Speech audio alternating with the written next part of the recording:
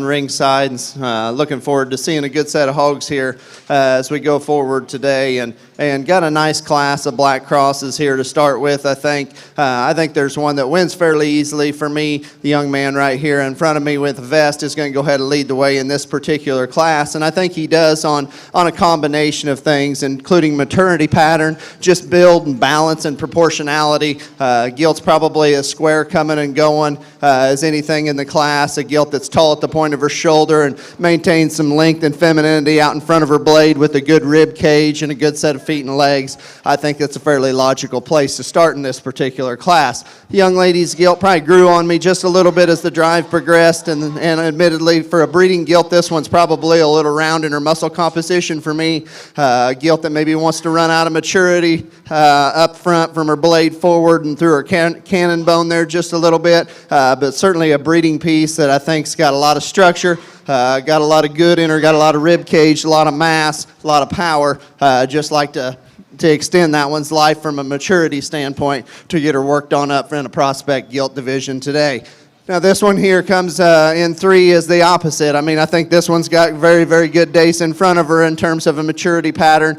Gilt that you like in terms of the height of her shoulder, her indicators in terms of her being a very good big hog. Like to change this one as she comes at you in the base of her chest. She wants to cave in her knee there just a little bit and maybe funnel to the surface as you get around behind her and watch her go directly away from you. That's where I'd like to change that one if that one makes some changes as she gets older and gets a little better in that regard.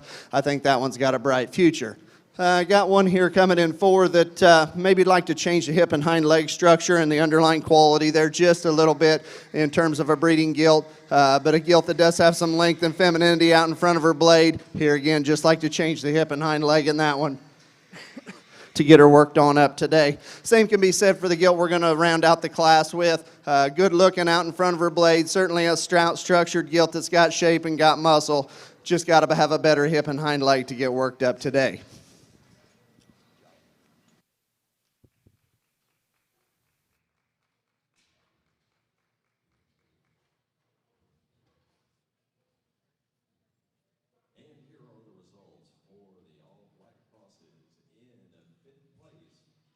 Leonard. 4th place goes to Coulter Bowling. In 3rd, Grace Harkrader. And your champion is Kelton Bailey. And the reserve is Jaden Boyd.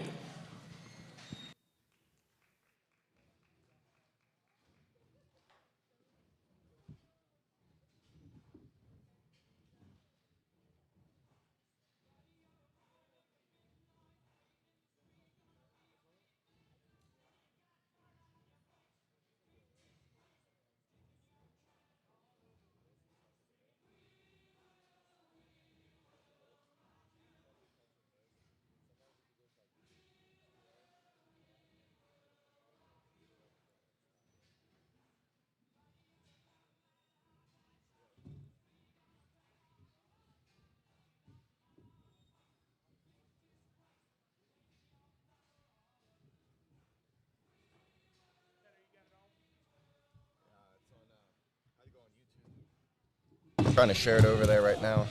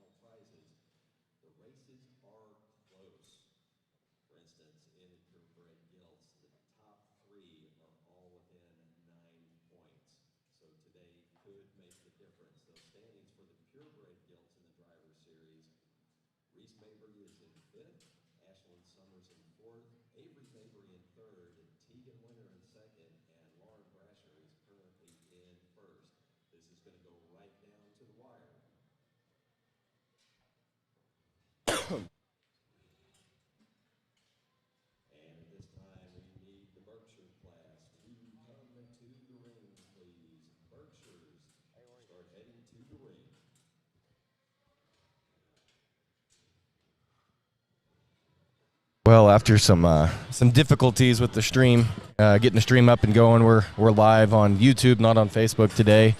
Whatever reason, the Facebook wasn't wanting to cooperate and play nicely today. So, anyways, we had to make a few changes, and I guess if you guys are tuning in, that means you probably must have found the link on Facebook, so that you can actually watch the show here on YouTube. But that is what it is today. We're getting ready for a great show, and Brett just got done with the All Blacks there. Cole Reeves joining me here on the stream, and I think he's going to read off the placings from the last class. Yeah, it looks like first place had Kelton Baling there from Jacksboro. Second was Jaden Boyd with a house money gilt bred by Shannon Barbie.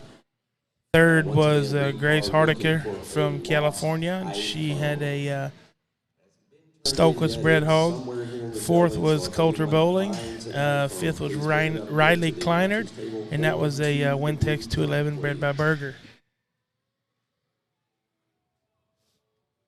Looks like we're out here. AOB's has got our top three out here. Mark AOB's here, and we get into the top three, and 4 and 5 are no slouches as well. But I think we got three very, very good gilts out here in the center of the ring, and I come down to a pair here, in my opinion, that sort themselves in terms of matching up as a pair just a little bit and being a little more similar in terms of their type and kind. And of that pair, in terms of type and kind, there's one that's just simply more of an athlete, that's more angular off of both ends of her skeleton. She's not the one that wants to just come out here and give her head the whole time, but this is a pretty good kind of a Poland spot gilt, whatever we're classifying her as here today. The young lady in the red shirt's going to go ahead and win this particular class in this breed. Let's give her a round of applause. On a gilt that's really, really square-chested as she comes right at you. A gilt that's really correct in the angle to her shoulder and the angle to her hock, and her ability to get her hock and her rear foot out behind the plane of her hip and go. Combine that with good proportions and a good rib cage and a really fresh back. Very, very good place to start. Now, the taller shoulder option is here in 2, as one that is taller at the point of her shoulder, not necessarily neater at the base of her neck, but certainly neat enough for a breeding gilt. Where I'd like to change this gilt just a nickel is I'd like to relax her in the set off of both ends of her skeleton. I'd like to pull her shoulder back in her just a little bit, relax her in her hock and her rear pastern, and let her get out here and travel just a little freer off of both ends of her skeleton. And if we do that, she wins. Very, very good gilt to be standing in second, just a little too restricted for me today. The young lady coming out in third has the off-type gilt in terms of one that comes out here, and this is the power hog in terms of one that comes right at you with a big square chest, big arm, big blade, big cage, big back. Very, very neat pieces in a lot of regards. Where I'd like to change this gilt is I'd like to change her hip and hind leg structure. I'd like to lengthen her hip. When I crawl in behind this gilt, she wants to funnel to the surface and plant a little more pressure on the outside of her hoof wall as she gets directly away from you. If this is your kind in terms of one that you think going to make some really, really neat barrows, I think this one's got some pieces. We just got to fix her hip and hind leg structure for me today. Take a little roundness out of her muscle to get her worked up. Gilt's coming out here in 4 and 5. We got one here that's a little drier in terms of the center portion of her body. Big legs, big feet, a lot of big appendages in this one. Maybe just need to freshen this gilt up here through the center and lower portions of her body. Just bulk her up there just a little bit to move her on up. Got a feminine gilt that comes here in 5 that gets out here and moves good. Gilt that maybe just doesn't balance, wants to come up in her spine there a little bit and get a little frailer as you take her to the surface.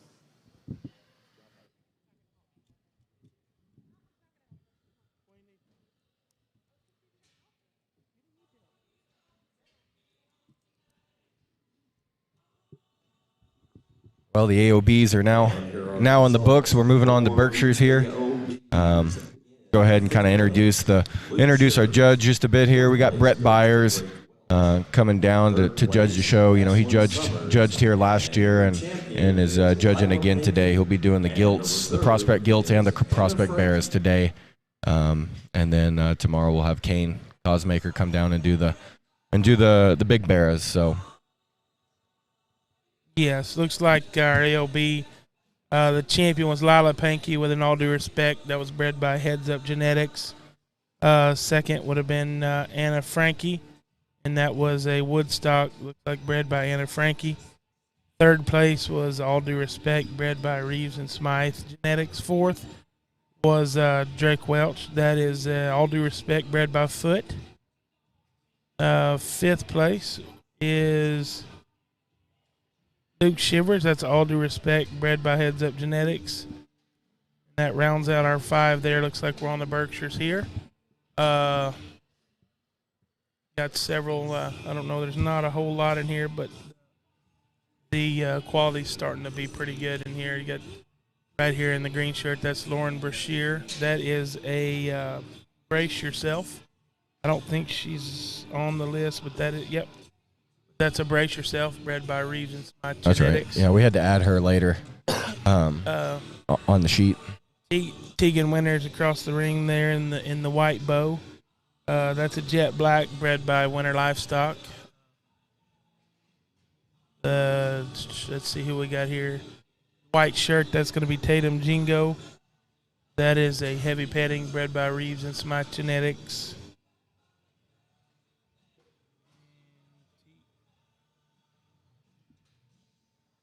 Tegan has a second one, but I don't know which one her second one is.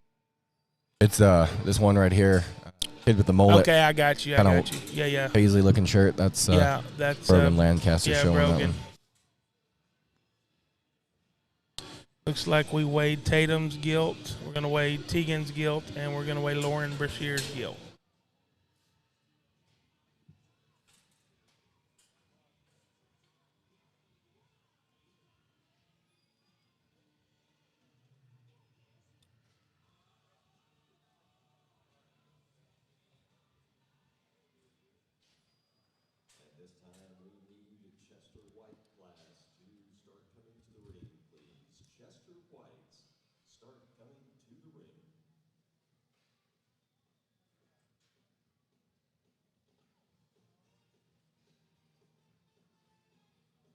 Like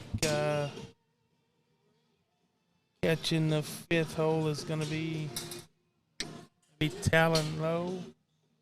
6th, Talon Low.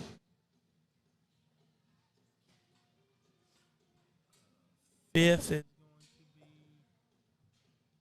to be Tate Wigington, and Tegan's other one looks like she's going to be in 4th.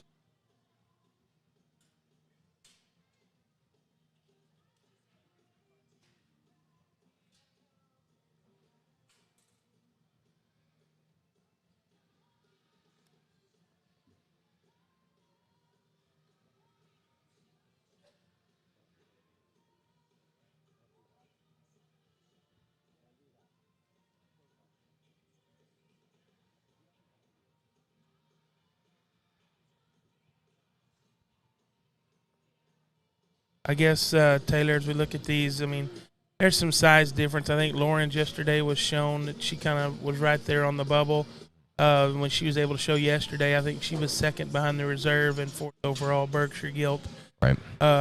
Really nice gilt, massive. Don't know, she's got a lot of junk in her trunk and kind of big round ribbed lot to her. That's a nice gilt as well. Tegan's gilt, another one that's a tall shouldered one. Very good looking. Maybe not as far along as the maturity pattern as the big one in the class, but still I think where she needs to be. Tatum's gilt, another one that one's real shapely, good looking, pretty flexible. I guess you could maybe just toss a bag of quarters up and pick whichever one you wanted to start with. I don't think anybody would argue.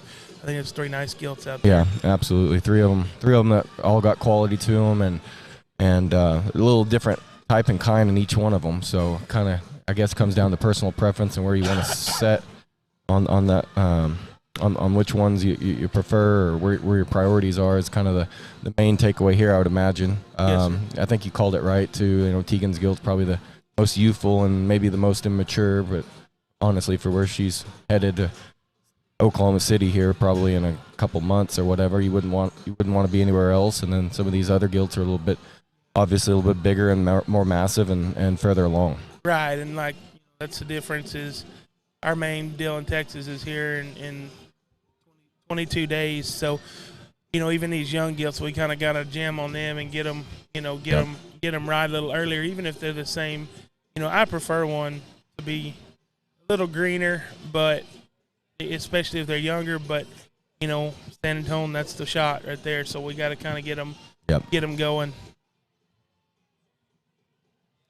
Yeah, I think it was kind of interesting too. There were several of those hogs yesterday that showed in the breeding gilt show there where the weight breaks at 200 and above, and then you're seeing a few of those things that are showing again today just because it's not 199 and down, and they kind of got a little bit of a 10-pound swing there they can kind of play with. So if your gilt weighs just right, I guess you can go both, or Barra too. I guess you can go both ways. Absolutely. And hopefully count points both directions. So looks like Tegan Winter's going to be third, and got our final two out here, and there's a substantial weight difference. I want to say about 40 pounds to see. No, not that bad. It's about 30 pounds. I see one's in at 199, and I would almost guarantee you that thing is pushing 209 pretty hard. But that's okay. Yeah. Rules are meant to be pushed to the limit, right? Yeah.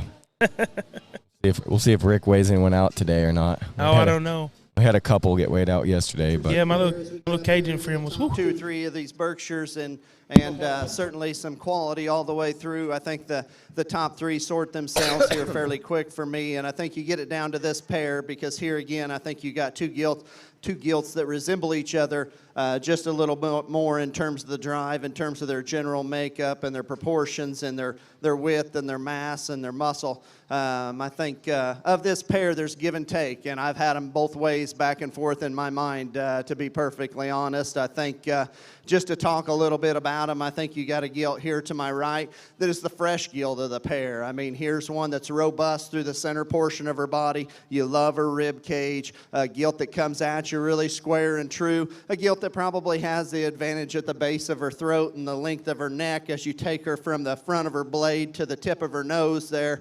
A gilt that as you get around behind her is plenty. When she first come in, I almost thought she was maybe just a little bit much at her right hock. Now, as the longer the drive has progressed and she's gone out here and got comfortable, I think she's very acceptable there. But first impression was maybe she was just a nickel rounder back there. But the longer I watch her drive, the more I can kind of get on board with that gilt in a lot of ways. Now, the young lady's gilt in the bow here is the gilt that probably hit me the first coming out the chute, because, I mean, here's one that's very proportional in terms of her height at her shoulder. Man, that thing is dead level backed with a big hind leg and really, really square off both ends of her skeleton, very athletic.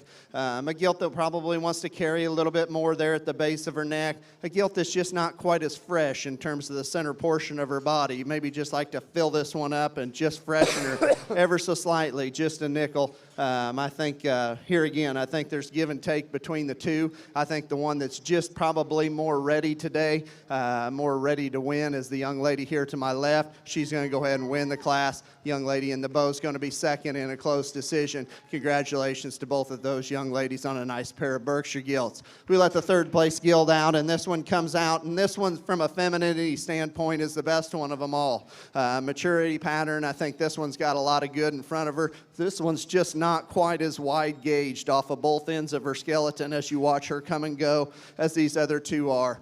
She's not as pulled apart at the top side of her blade. She's not as pulled apart in the center of her blade or in the center of her hip as she gets directly away from you. Maybe like to pull her apart up top, and maybe some of that's just maturity. We got to read her for what she is today. I think that's a very good Berkshire gilt, just not quite there far long enough yet to compete with those other two in this setting today. Got some here that are going to come out here through the rest of the class, maybe just a pair of gilts here that come next that are just a nickel planer in terms of their shape up high and their cleanliness at the top side of the neck and the base of their neck, maybe just not quite as firm and just shapely as they go all the way through their skeleton. But I think two gilts that are very functional in their feet and legs, very square, got a lot of good in them, just need some of the extras to propel them on up to the top. Got a young lady here who's going to round out the class with one that's certainly got some pieces, but that becomes her problem. She's just a little too piecey in terms of her overall makeup. Like to shove this thing down in the center portion of her spine, just allow her to get out here and go off of both ends of her skeleton a little bit better. Nice class. My compliments to these exhibitors on a very nice class of Berkshire gilts. All right, there in our Berkshire Drive, our champion is Lauren Brashear. Reserve goes to Tatum Gengo. Third goes to Tegan Winter. Fourth goes to Tegan Winter. Fifth goes to Turner Wigington. And sixth goes to Taylon Lowe. Congratulations to those kids. Moving right along today, we're already here on the Chester Whites. Just a handful of entries here in the Chester division today, or at least on the gilt side.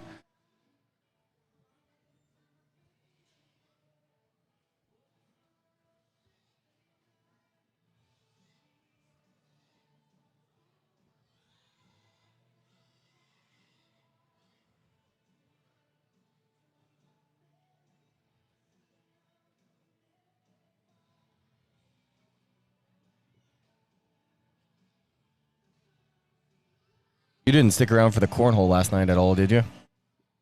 No, we didn't. We didn't cornhole last night, Taylor. I didn't either. You've seen me play cornhole. It's like watching I would say it's like watching a 4-year-old play, but the 4-year-olds are probably better than I am. But came back and supported the cornholers and mainly just kind of sat around at the Pig Jockey Club. Had a good time. A lot of people came out last night, and everyone seemed to have a pretty good time. Bill, that's a good place to be. What time is the Pig Jockey Club open today, Taylor? I think maybe 1, I'm hoping. It's 5 o'clock somewhere. Yeah. Yeah, I had a lot of people asking yesterday, like, are they ever going to open up? It's 11 o'clock. Come on. I might have been looking over there at about 9 or 10. Weighing our top pair here in our Chester Drive.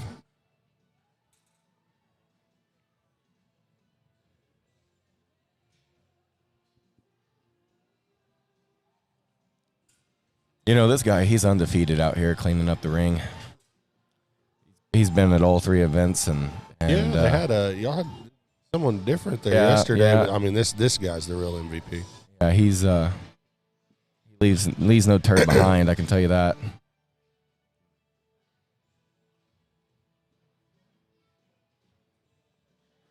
Here's Brett with his comments on the class.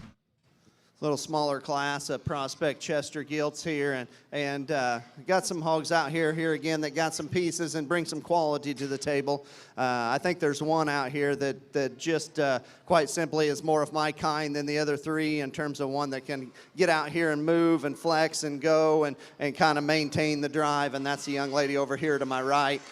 Maybe one of the heavier boned, heavier legged gilts of this particular class. Love her height at the point of her shoulder, love her shape down her back and her squareness out through her hip, and just her ability to get out here and be athletic. I think a pretty nice kind of a Chester gilt. A fresher gilt probably is here in second in terms of one that is a nickel fuller through the center portion of her body. When this gilt initially come in, I thought, well, here's a pretty easy class winner, and as the drive progressed, she becomes her own worst enemy in terms of her movement off of both ends of her skeleton. She really wants to rock forward up front and start stabbing them there behind. That's what's going to land her in 2 today, but certainly a gilt that's got some interesting breeding pieces.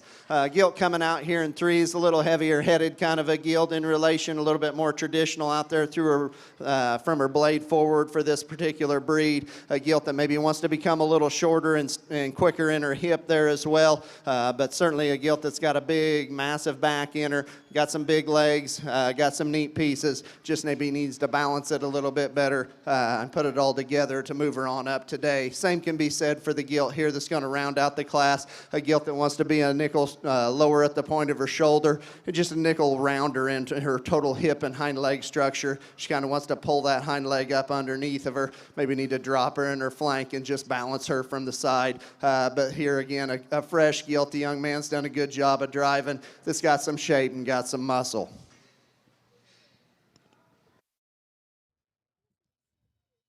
Excellent Chester drive there. Results are champion goes to Margaret Duke, New Braun, Texas. That's a perfect fit, raised by Alderson family. Our reserve goes to Lila Pankey of Jacksboro, Texas. That is a boxes out from All Star Show Pigs. Third goes to McKinnon Stevenson from Portales, New Mexico. And that is a 10-4, bred by Salty Showstock. And fourth goes to Kylie Stevenson, also from Portales, New Mexico. Looks like a littermate. Sired by 10-4, bred by Salty Showstock. Congratulations to those kids. On to our dark crossbred drive here.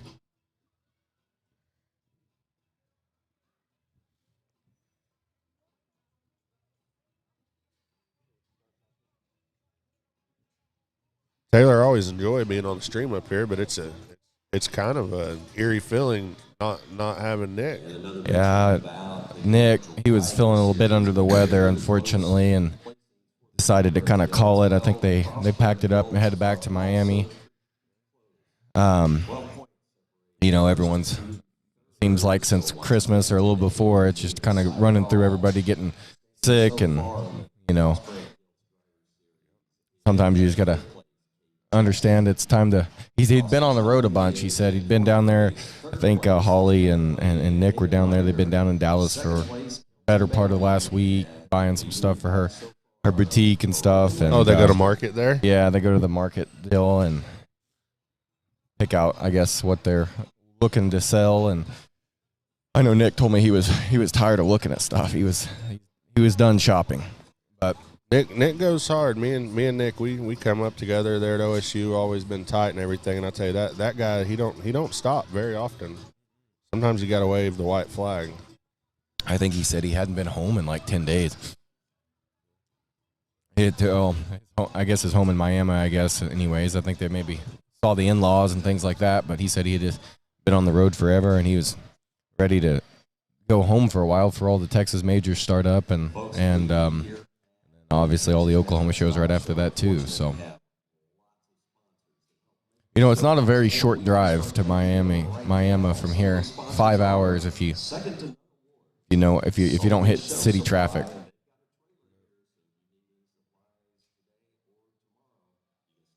Yeah, that's just about on the line. I'd maybe wondering if a guy shouldn't just hop on one of those aeroplanes. But yeah, it's almost just close enough that it would be a pain to do it, but probably wouldn't save you any time by the time you change flights and things like that. But there's something to be said. I do a lot of traveling myself and drive around a whole bunch. It can wear a fella down. A little less exhaustion. A few more airport bars keeps the morale up. It's good for the soul. Taylor, we haven't really got a chance to get on a mic here together. This might I know. Be I think this is the first preview.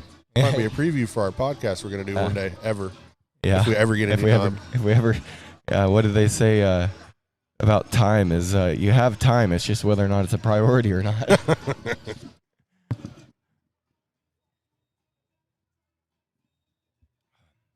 2 pigs, 1 pin.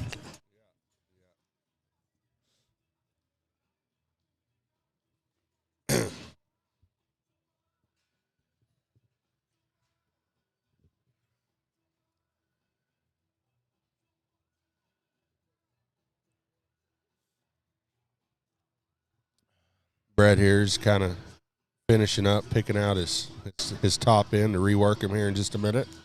Nice little class of dark crossbred females. Yeah, some of those are awfully small. You got to wonder if how big they'll get between now and March. This show pig deal, and I hate to even say it. There's going to be a lot of guys that probably just shake their head at this, but I mean, it's getting a little bit more like the lamb and calf deal. I mean, a guy can about just.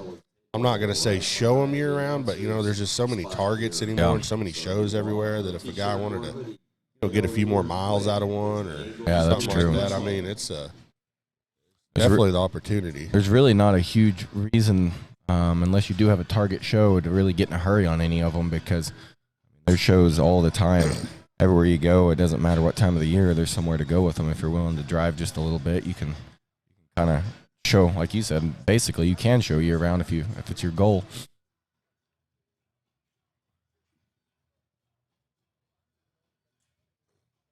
I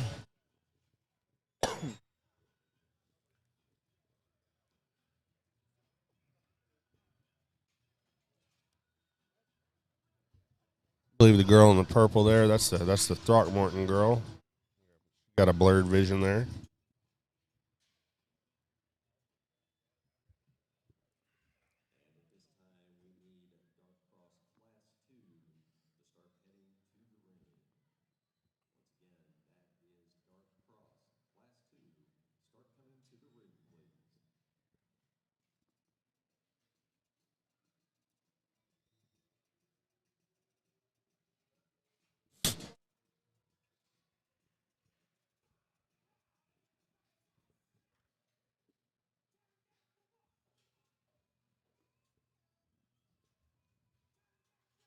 Young man there in the paisley shirt, I believe that's Brogan Lancaster from El Reno. He's got a W female.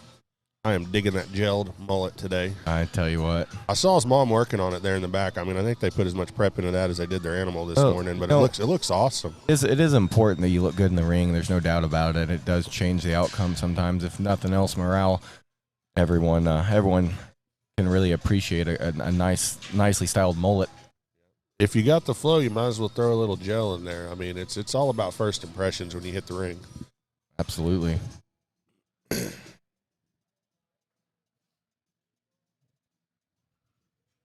Speaking of mullets, maybe one of the most one that comes to mind when I think of mullets is our buddy down there and down there south of Tyler and Stu Dildine. You know, he had a mullet when it was cool the first time and just kept it all the way through. I think Stu might have invented the porn star look.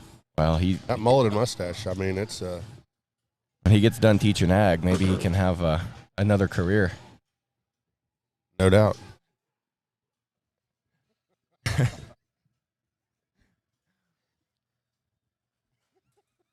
We're not making any guarantees. We're going to be very serious on the stream today, guys, so please deal with us. We appreciate all the guys who got on, getting on and watching the stream here. We know it's a little inconvenient. We had to go to, I hadn't told Kyle this yet, but we had to stream to YouTube today because Facebook didn't want to behave very well, and we couldn't get the stream sent to the Facebook page. So, anyways, we're having a good time on YouTube today. I'm a big YouTuber. I am too. I actually prefer it over all other forms of media, even including Netflix and Hulu and all the streaming service. I just as soon watch YouTube videos and.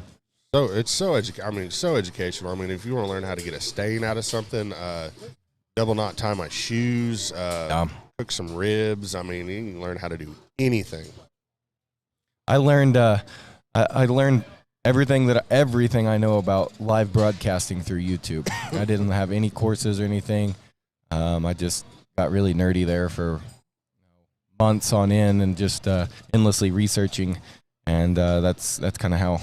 I guess I'm sitting here behind the mic today on a broadcast. Just you literally can learn anything. I'm kind of surprised ESP and the Ocho hasn't picked you up yet, Taylor. Well, you know, I don't speak Spanish. Crosses here, and I think we got a pair here again out on top that resemble each other and pair up fairly good in my mind at least. And I think of that pair, we've got one out here that suits me very well in terms of her ability to get out here and show her athleticism.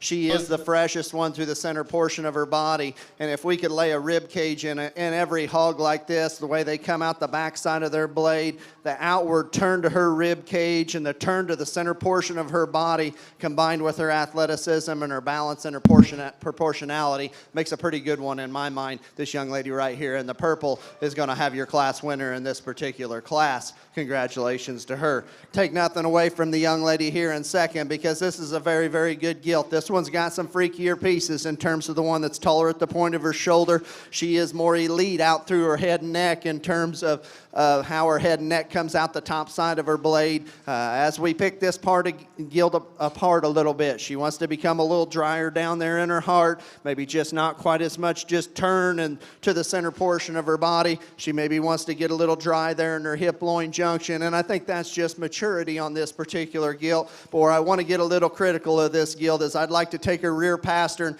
and just relax it, make her rear foot a little bit bigger, make her get out here and just go a little bit better and handle the surface a little more aggressively off of those rear two. If we can do that, then we got a real contender to win this particular class, because setting still at a backdrop photo, this one's going to look very, very good. I just got to fix her rear pastern a little bit today. That's a very good pair up here on the top end. Young man's got a lighter weight gilt here and looks very immature in this particular class in terms of one that's given up some weight and probably days on feed. A gilt that from her silhouette and the balance from the side, I like this gilt, especially from her shoulder blade back. I'd like to tie her head and neck into the top side of her blade a little bit better, and I'd like to stouten her in her forearm and her feature as she comes right at you. From there back, I think this is a very good animal. Love her rib cage, love the height at the point of her shoulder, love her hip and hind leg and her pin set as you crawl around behind her. Just like to change some stuff out through the front third of her body to get her moved on up today. Gilt coming here in 4s, a little bit the same way. Love the silhouette from the side. I mean, this is a tall shouldered gilt. It's got a big old root on her tail, and she's setting down on some big appendages here as well. She just becomes a little flatter in this particular drive as you get off to the side of her, flatter in her rib cage, flatter at the top of her blade. Maybe it's maturity, maybe it's just the way she's made, but within this particular class, she's just not bulky enough to get her moved on up any further. Young lady coming out here next has got an interesting one through the front 2/3 of her body. I'd like to change this one's hip and hind leg, and as you take her to the surface, as you crawl around behind her and just kind of square that whole process up from her hip, loin, back. But a gilt that I think has a very good look out in front of her blade. A little drier in the center portion of her body here in this particular day. I think that's probably just a matter of feed and fill. But a gilt that's impressive as you get up on top of her on her upper skeleton. A lot of good things, just need to fix that hip and hind leg just a little bit there. Here again, front 2/3 of this one's very, very neat, and this one can probably make an elite barrow or herd boar maybe someday. This gilt reads a little quicker in terms of maturity from her cannon bone perspective to me. Gilt that's just a little too round in her muscle pattern as you call around behind her for me. One that you just wonder how she's going to take the farrowing crate there, maybe just a little bit, but maybe just like to extend this gilt in a lot of different directions. But certainly a gilt that offers some interesting pieces. As we let the rest of the gilts out here, here's a gilt the young lady with the 2 whippers bringing out here that is very flexible, very athletic off of both ends of her skeleton, got some structure, just doesn't bring the extras in terms of look and extra shape to the equation, especially out there in front of her blade to move her on up today. Got one here that's pushing the edges a little bit, maybe just a little smaller in terms of her vulva size than I like to see them from a gilt perspective, maybe a little frailer in terms of her feature, but a gilt that does have a good rib cage, lots of body, lots of muscle. Got a gilt here that's just a little drier today that maybe needs to blend her hip loin a little bit better and just needs days on feed. My compliments to these kids on a very nice class. All right, results from Class 1. Dark crossbreds. First place goes to Emma Throckmorton with the Blurred Vision 40-2, bred by SD Genetics. Second goes to Taylor McConnell from Wellston, Oklahoma. That's a Next Step female bred by Colson. Third goes to Brogan Lancaster from El Reno. That's a W from Winter Livestock. Fourth goes to Tate McConnell from Wellston, Oklahoma. That's also a Blurred Vision 40-2 from Cooper and Flash. Fifth goes to Hadley Cole Reeves from Hyco, Texas. That's an Enough Said, bred by Reeves and Smith. And sixth goes to Lila Pankey from Jacksboro, Texas. That gilt is bred by Thomas Showpigs. Congrats to those kids. That's a nice class of lightweight dark crossbred females, Taylor. Yeah, absolutely. Really, really good set of them out there. It looks like the next class is going to have some heat in it as well, and so it'll be interesting to see kind of how these things stack up when they get back out there for the champion drive. But they definitely. That was Embry Mosier that just got pinned there. That's a Pell Rider bred by Dusty Mosier.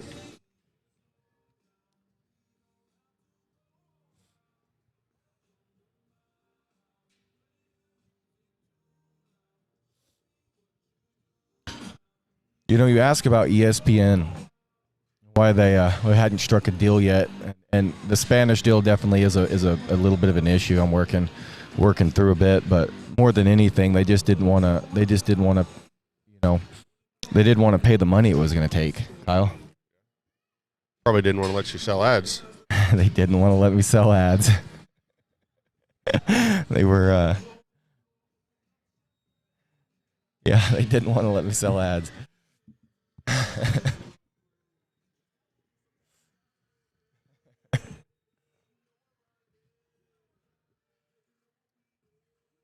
Another 2 whipper here and banner.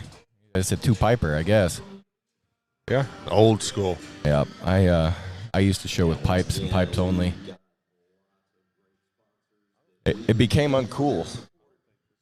Wait, there's several of these kids that aren't on here.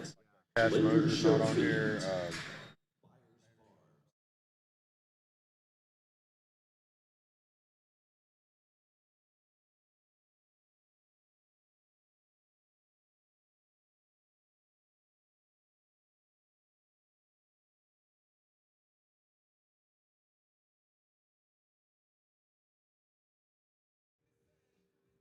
Brett here getting the top in, pin back. Still got a few here to come into the ring. Bigger class, lots of depth.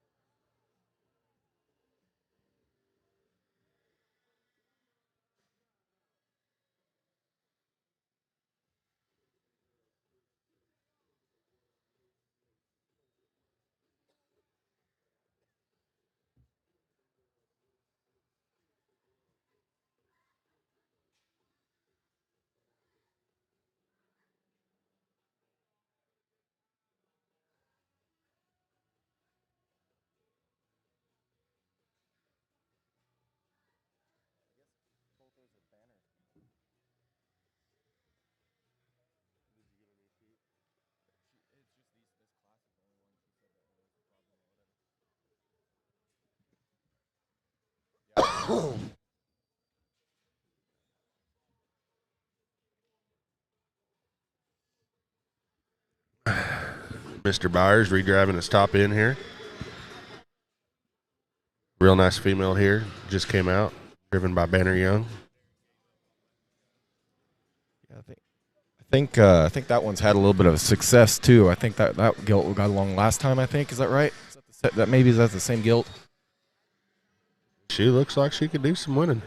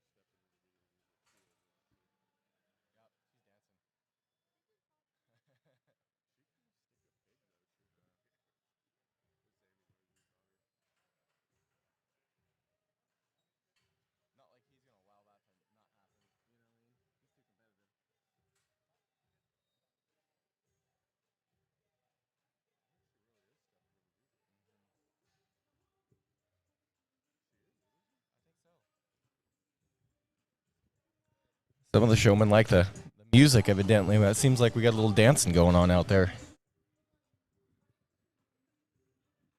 A bit of that two-step. You know, that old school rap will get it. It'll make you start kind of bopping your head a bit. Grabbing our top three here. Well, we did turn the heat up here, huh? Absolutely.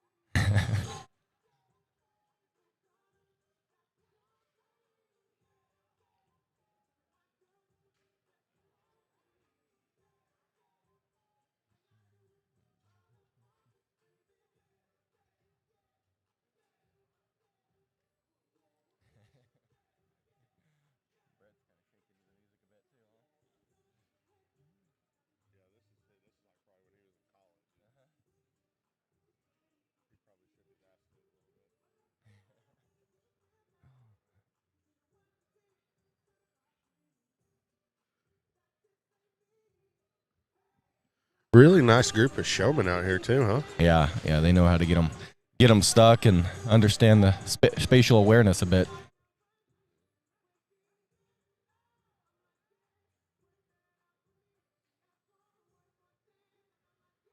Manner with those two pipes, they're just almost like extensions of himself. He's got a lot of touch. Yeah, he does have a lot of touch. Does a good job driving them.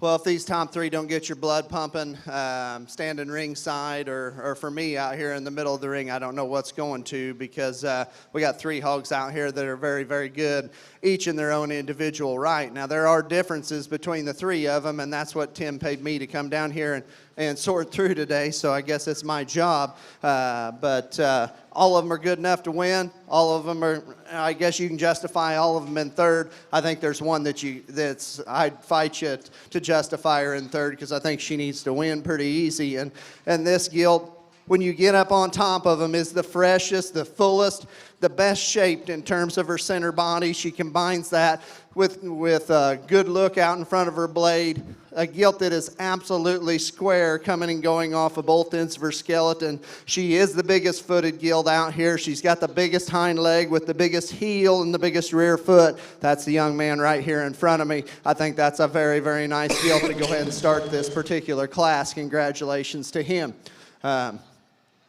I think from there, you got a pair here that there's some compare and contrast here. I think both of these gilts, all three of them really, if you study the angle and set to their blade and how they're set back in their knee and their ability to get out and travel off of both ends of their skeleton in a very square, flexible manner, all three of them are very, very impressive in that regard. Of these two, I think there's some differences in terms of height at the point of the shoulder and maturity pattern. I think there's some differences in terms of mass and muscle, and I don't know that there's a right or wrong here, but there's the way I'm going to do it, and then I'm sure it might be split 50-50 ringside. The way I like him is the young lady closest to me is going to be second, and she's not the more massive one of the two, but I love this gilt's build and design and her maturity pattern, gilt that I think is just going to get better and better as the days progress here. A gilt that is taller at the point of her shoulder. She is more extended from her blade forward. She is not as massive backed, and that's where this third place gilt is going. That's where the grand is in that pair. If you get up on top of this third place gilt, there might not be a bigger backed one in the class in terms of just raw spread and shape to her loin edge. A gilt that as you get back off of her and study her, comes at you with a big stout square mug. A gilt that maybe wants to get a nickel crest here at the top side of her neck, maybe wants to run out of some cannon bone and get a little lower set at the point of her shoulder, in my personal opinion. That's being very, very critical of a very, very good kind of a dark cross gilt here. I think you can justify that either way in that middle pair, but that's the way I like them today. The next two can come out together. I think two hogs that are very, very similar in terms of their type and kind. The spotted gilt's just got more of the extras than the black gilt here in terms of one that's busted open more off of both ends of her skeleton and sets down on a bigger substance and bigger foot. A gilt that, like I said, there's just more of. She probably, too, is a little neater at the base of her neck and the top side of her neck than the stocking-footed gilt. Both of them are presented very fresh. Both of them are flexible. Maybe flexibility goes to the advantage of the stocking-footed gilt just in terms of total range of motion. There's just not enough extra there to justify getting her above the spotted gilt. The next gilt's coming out here. The belted gilt coming here. Stout skulled gilt, big backed, big rib cage. Like to fix this one's hip and hind leg. Gets a little short and round in her rear leg structure. Got one here that took a while to kind of get out here and get calmed down in the drive, and when she did, she probably presents herself just a little bit better. A gilt that's too dry in terms of the center part of her body and maybe too flat for me here today, but a gilt that I think's got some good days in front of her. Her build and her balance and her proportions are all there. She's just got to fill out that framework to be a more elite kind of a show gilt. We got some gilts on down the line here that maybe just don't have the stoutness and the structure and the correctness that I'm looking for up here on the top end, but a very, very nice classic gilts. My compliments to all these kids.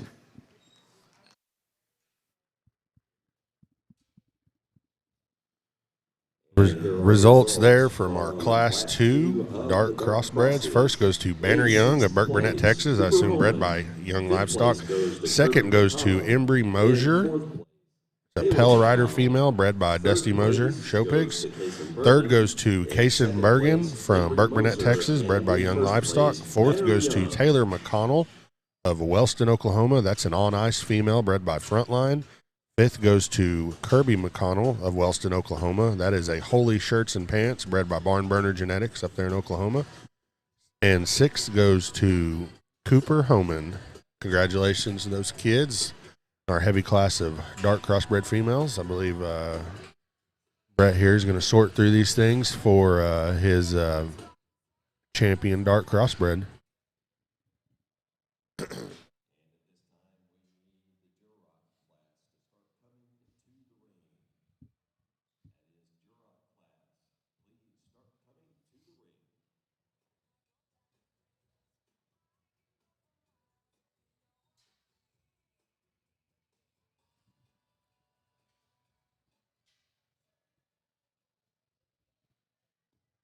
Let's give both these exhibitors a round of applause if we could here today. Very, very good couple classes of dark cross gilts here, and I think we got two class winners out here that represent exactly what I'm looking for in terms of, here again, gilts that are balanced, they're proportional, they're square on their feet and legs, they're mobile on their feet and legs, and they got really good, fresh kind of center bodies in them. And I think we got to put rib shape in hogs all the time. It don't matter what the trend is. Hogs with rib shape get up and go the feeder every day. They tend to be better in the farrowing crate from a breeding gilt perspective, and they tend to just be hardier when it's all said and done, no matter what breed you're talking about. But I think we've gotten them too flat in recent years, and I think it's time to put some three-dimension back in them in places, and I think both of these gilts represent that very, very well. Of the two, there's one that just pushes the extremes just a little bit more in terms of bringing the extras, bringing extra foot size, extra width, extra stoutness, and doing that with a big, big back and a big center rib cage. Young man with the heavyweight's going to be your champion. Nice gilt, young man. And champion goes to Banner Young of Burke Burnett, Texas.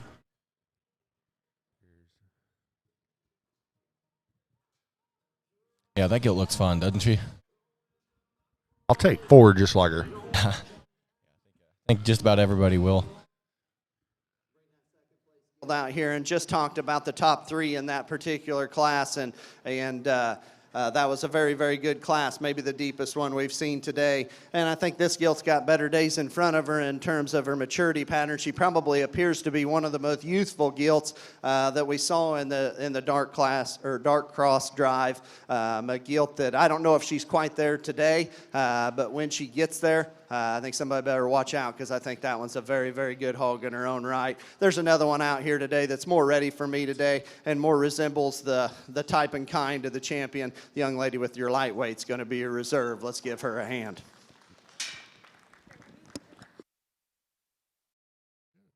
Reserve comes out of Class 1, goes to Emma Throckmorton. They're of Marlow, Oklahoma. That is a Blurred Vision 40-2, bred by SD Genetics. Nice set of darks. Absolutely. Yeah, really good set. really deep all the way through. It's always interesting to get to watch the dark crosses and you get warmed up with some pures and stuff like that, and then man, the heat really does come in those dark crosses. It seems every time we do this, it seems like the dark crosses things certainly start to get pretty serious. Moving right along here to the Durocs. Just one class of Durocs, I guess, is what it looks like on the sheet here. So.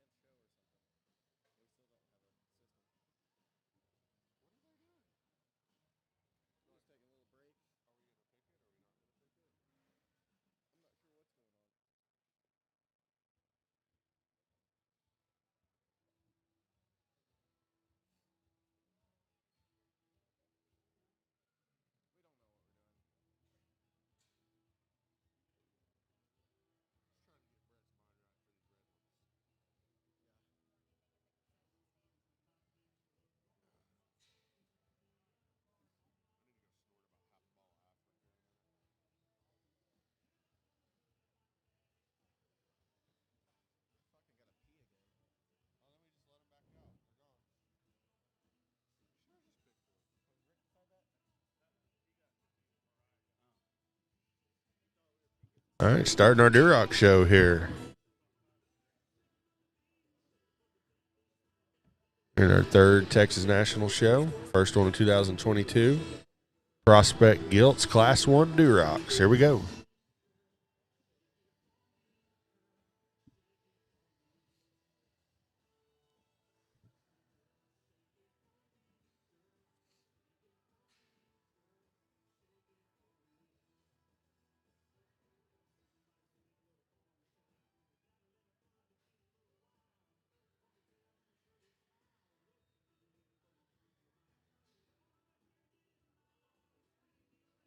Imagine Brett probably just got a little more pep in his step. He's kind of, after all these red ones, is kind of what's made him over the years and what he's had a lot of success with. I'm sure he's going to really enjoy working through our Duroc females here.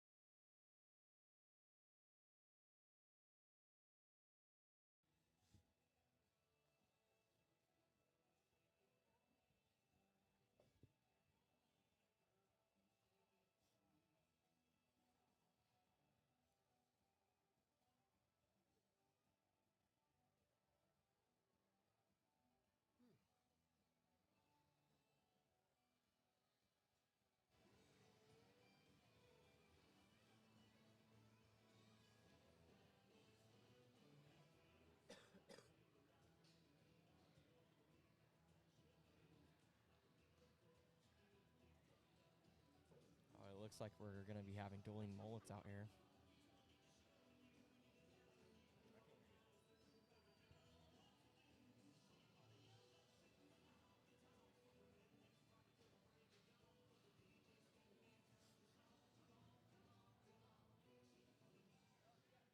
Hampshire class, we need you to start coming to the ring, please. Once again, that's the Hampshire class. Please start coming to the ring.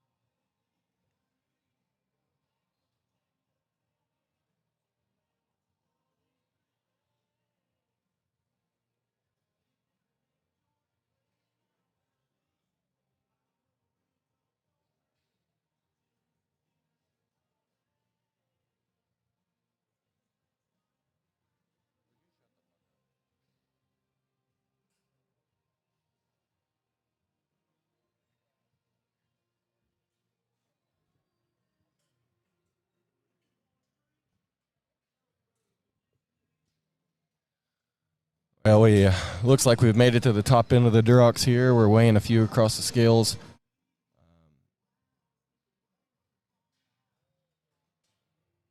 Looks like Tegan Winter is going to get to hit the scales. I'm not exactly sure this other girl's name out here right now, but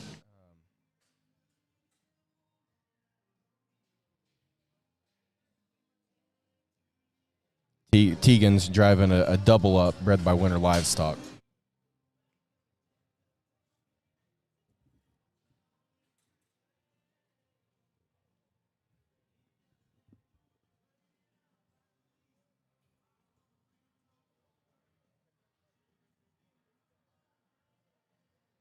Definitely got an interesting pair of them out here for sure. Some of them, Tegan's appears to have just a bit more look and extension maybe ahead of her blades, and the young lady here in the reds kind of got maybe more of a powerful hog.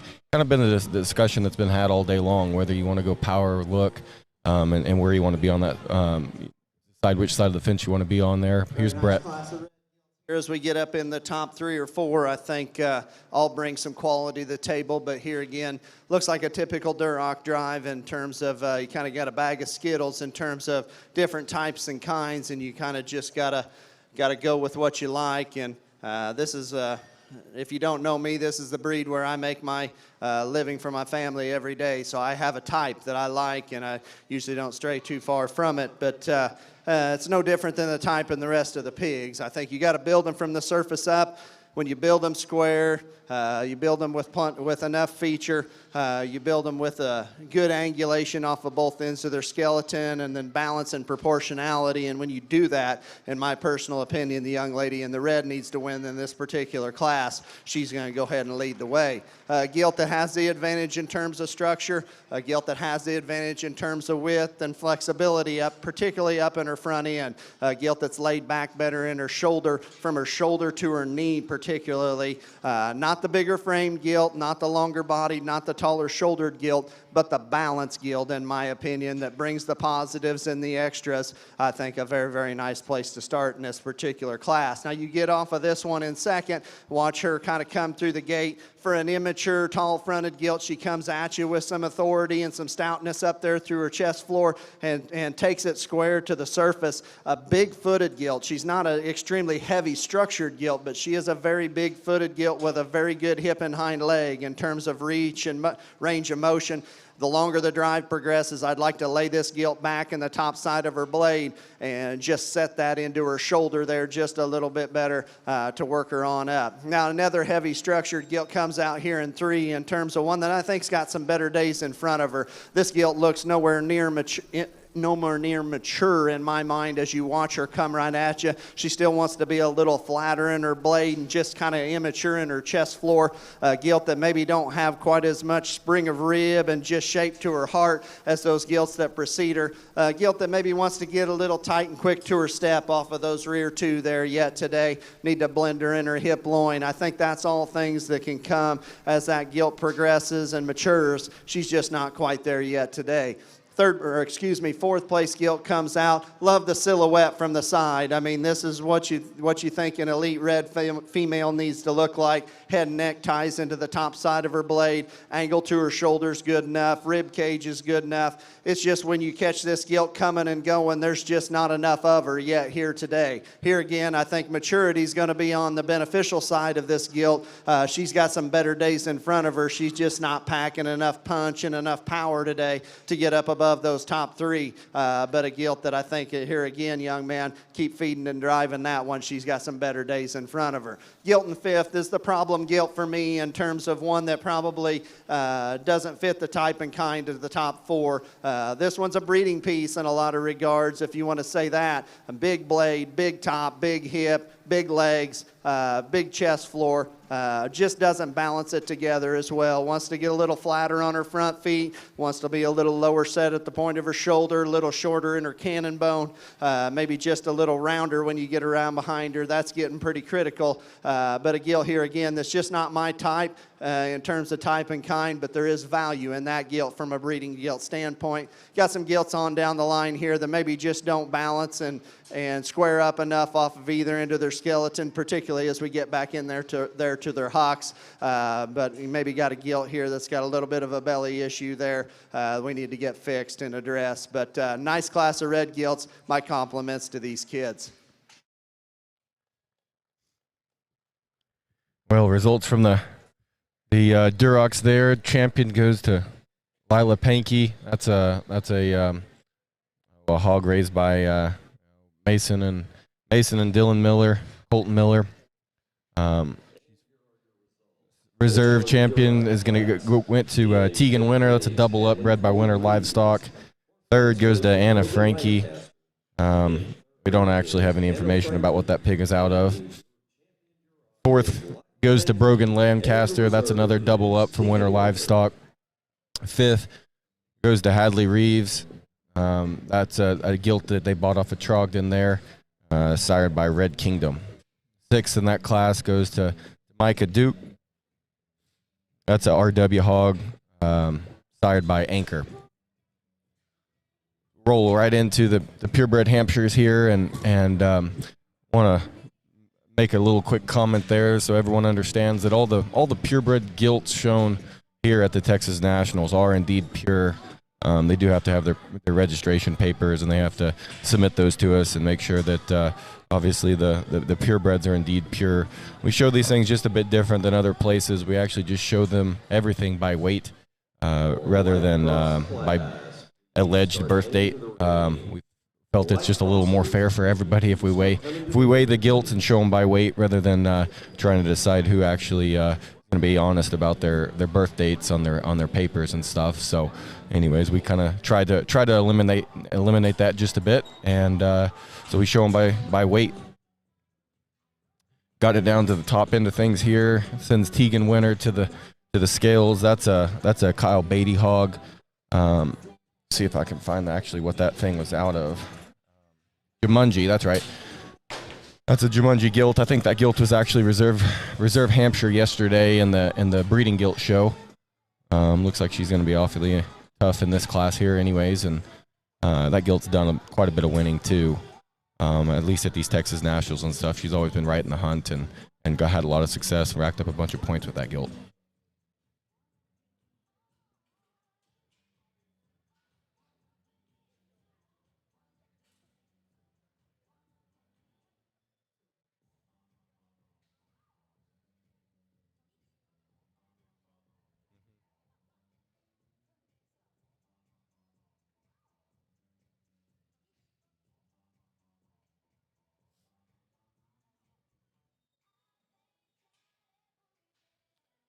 Brett with his comments. Not very many numbers here in your Hampshire gilt class, but got some quality here all the way through, and I think we got two that sort themselves fairly handily up here to the top. And when you get just to comparing and contrast these two, I think there's quite simply one out here that just overwhelms the other in terms of bringing a few more of the extras in terms of substance and structure. A gilt that's that for as heavy boned as she is, a very tall fronted gilt that's very elegant and feminine out in front of her blade. A gilt that every once in a while when the young lady lets her head drop, her spine wants to maybe creep up in her there just a little bit when she's going across the ring like that. Gives you a very, very good look though. The young lady on the far side is going to go ahead and win this particular class and have your champion Hampshire with, I think, a very nice kind of a Hampshire female. Maturity pattern advantage might go to this one here in terms of one that can maybe get to a heavier weight and still not be overdone, but a gilt that quite simply just needs more structure, especially as you take her down to her forearm and front ankle and front foot in comparison to that other gilt. Gilt that maybe doesn't have the most desirable underline there on one side, but certainly good enough to call it functional. A gilt that's got some shape, got a good kind of hip and hind leg in her. Maybe just need to bust that one apart through her blade and her chest floor, give her a little more rib cage to get her worked on up. Need to freshen this one up coming out here in third. A gilt that does cover the basics fairly well. Just like to freshen her up and maybe just make her a little freer off both ends of her skeleton. Same can be said for the gilt coming out here in four. Another nice class of gilts. Let's give these kids a round of applause as they head them back.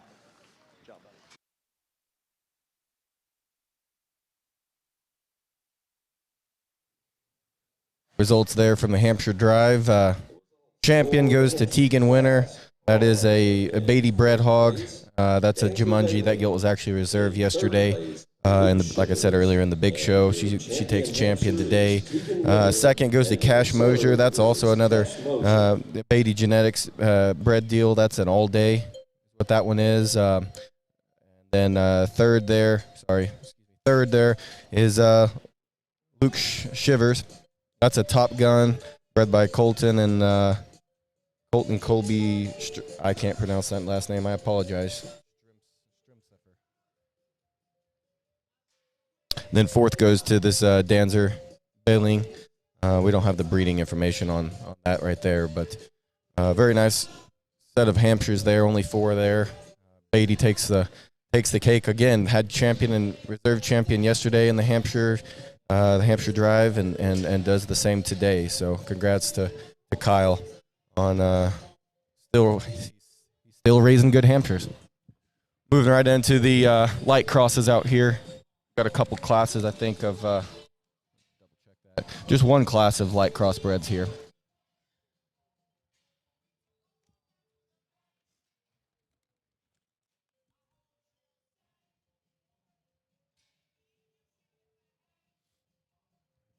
Seeing some more similarities out here, or repeat showmen and pigs.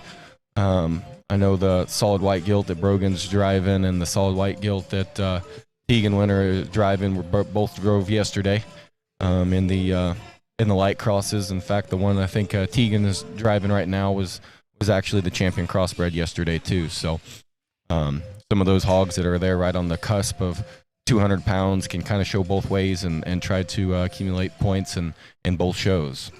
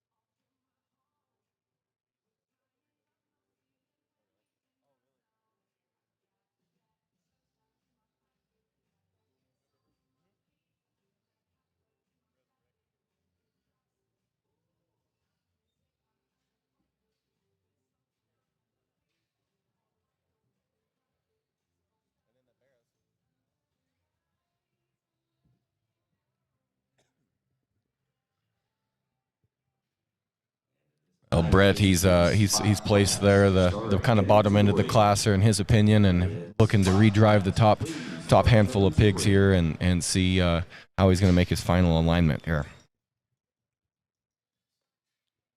Nice set of blue hogs out here. We'll try to go through some of these and see what some of the breeding is. I know the gilt that's coming out right now, that's a hero sired pig.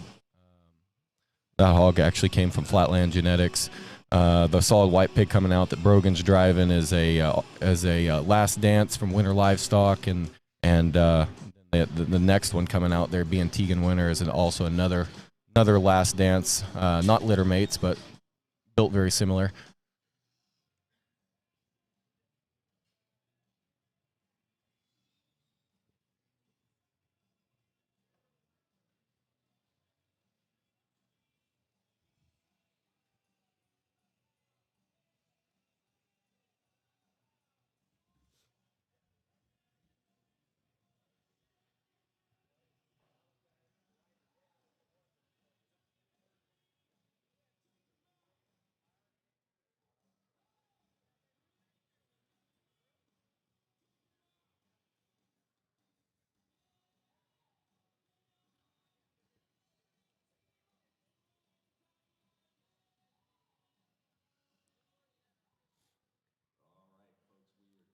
Like Brogan sent to the pins back there. He'll be, I guess, sixth. It looks like. Still trying to work through his top 5 here and decide exactly what it is that he wants to do.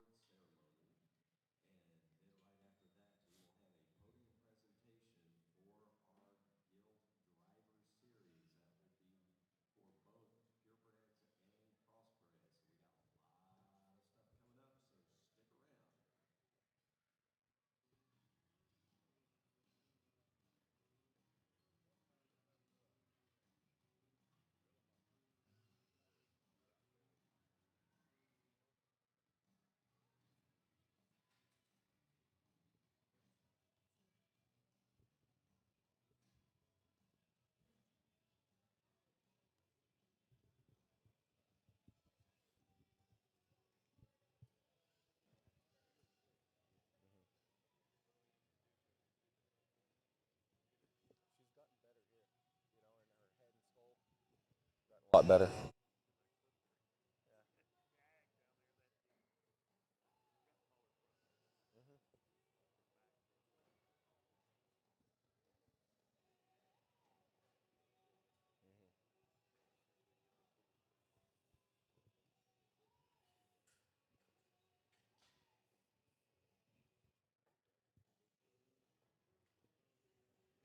Rolling a few of these things here to the scales. He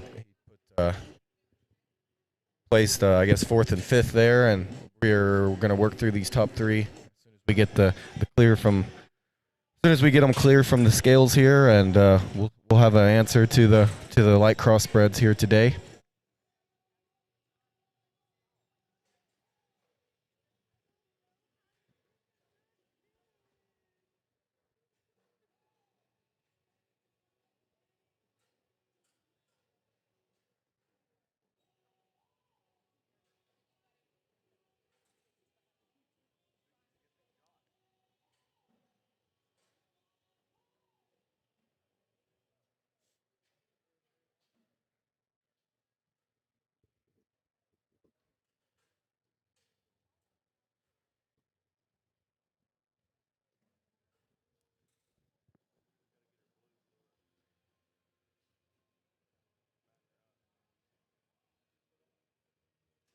We're down to the top three there. Looks like the blue belted one's going to end up in third. And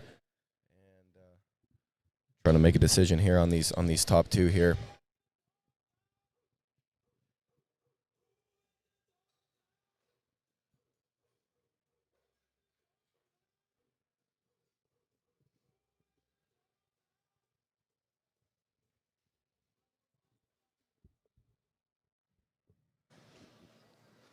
Got some heat up here on the top end of these white crosses as well. I'd say we're, 6, 7 deep in terms of hogs that bring a lot of good to the table. I think these two pair up for me in terms of just the freshness of the center part of the body cavity.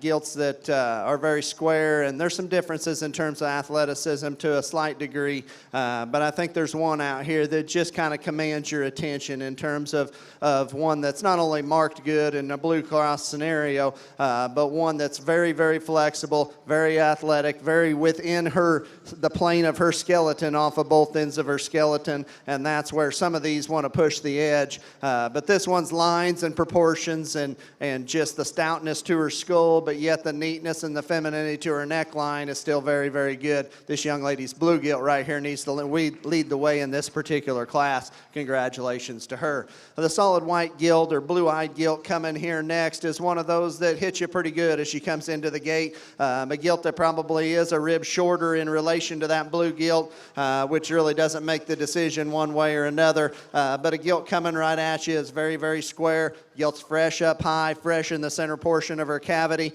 As the drive progresses, she wants to get a little shorter and quicker to her rear step, a little more aggressive to the surface there behind, if you will. The longer the drive goes, just starts to wear down, just a nickel. But I think a very good hog in her own right. Her body and her inner dimension is what propels her up over this third place gilt. Third place gilt's going to give you a good look on a backdrop photo in terms of one that's, her head and neck ties into the top side of her blade very good. Got an elite look out there in front of her blade.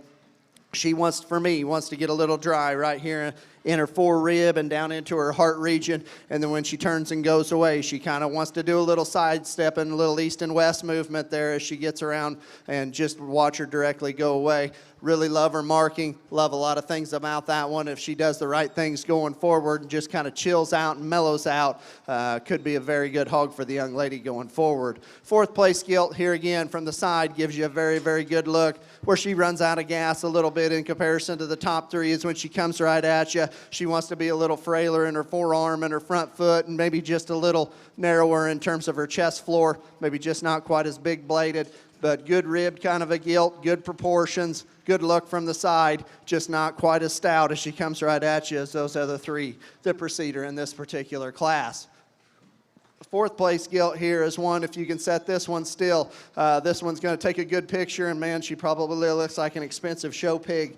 When you set her in motion, she wants to get a little tight and a little restricted off of both ends of her skeleton for me. Wants to be a little up in her shoulder, wants to be a little tight in her rear hock and her rear pastern, and just tighten her rear step. If we could loosen this one up, because she has all the extras that you want in a lot of other regards, she just got to be looser skeleton for me today to place her any higher. But realize the value in that one from a breeding piece standpoint and appreciate her for what she is.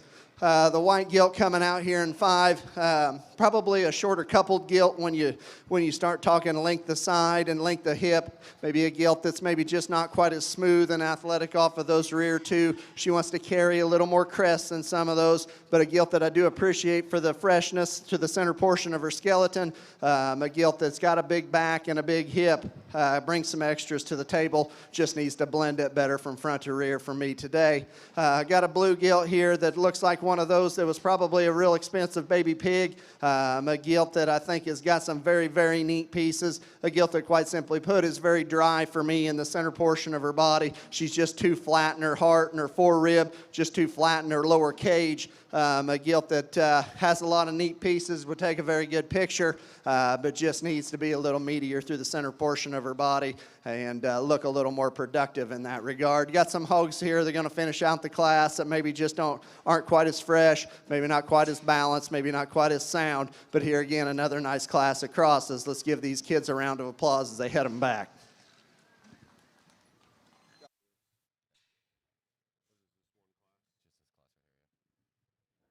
All right, they're on our light cross drive. Our champion goes to Bryn Fort of Burke Burnett, Texas. That's a hero. Second goes to Hagen Winiger, and I apologize if I butchered your name, Hagen, from Wichita Falls, Texas, right here, hometown kid, bred by Young Livestock. Third goes to Rylan Corbin of Weatherford, Texas. That is a FGAC, bred by Underdog. Fourth goes to Brogan Lancaster of El Reno, Oklahoma. That's a Last Dance from Winter Livestock. Fifth goes to Emma Throckmorton. That's a no intro, never before, bred by Philip Show Pigs there in Oklahoma. Sixth goes to Brogan Lancaster of El Reno, Oklahoma, with a Last Dance sired gilt bred by Winter Livestock. Congratulations to those kids driving those Prospect light crossbred gilts.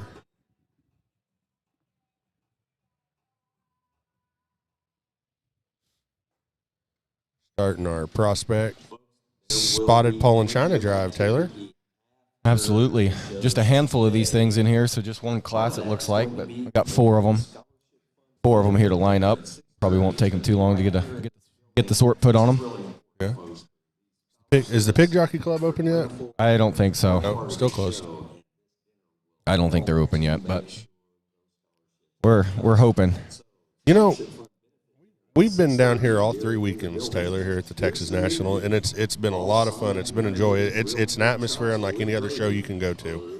It's second to none in my opinion. But you know, there's one thing that I'm really gonna miss now that it's all over. Just one thing that I just honestly, it's gonna be hard to live without, and that's Hardaway's concession. Those guys do an amazing job. He is. He does a great job on the concession, and he always is pretty excited to have new items and stuff like that every time he tries to switch it up. I know he had some brisket and stuff last time, and even had a pretty mean for fried bologna sandwich. Oh yeah, fried bologna sandwich is my favorite. It was absolutely delicious. This time he's got he cooked up some flank steaks there and making some steak tacos and some fajitas, and I can tell you the loaded quesadilla, it's the way to go. I can tell you, I'm actually getting excited. It's getting close to lunch. That's what I'm going to have. I may have two. Not very so many good. out here in your spotted gilt drive, but I think we got one easy winner. The young man driving to my right over here, I think needs to win this particular class in terms of one that just provides the positives we're looking for in terms of balance and proportionality. A gilt that's square on both ends of her skeleton and certainly fresher and fuller through the center portion of her skeleton than the second place gilt. The second place gilt looks like she needs some time on feed and some age and maturity and some groceries. But again, I think the basics are there, just kind of needs to fill out and kind of freshen up there a little bit to kind of see it enter. Third and fourth place gilts maybe just don't balance as well from the side, maybe just don't have quite as much shape and squareness. But here again, compliments to these two young ladies on bringing them out on a nice pair of spotted gilts.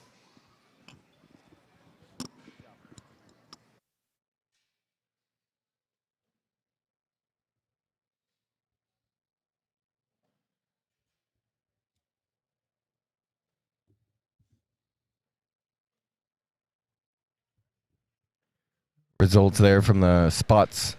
Champion goes to Turner Wigington That's a winter livestock bred hog, sired by Over Here. Reserve champion goes to Brennan Hillis from Clovis, New Mexico. That one's actually, I guess, raised, self-raised there by Brennan. The sire out of Monumentum. Looking like third. Third goes to Kylie.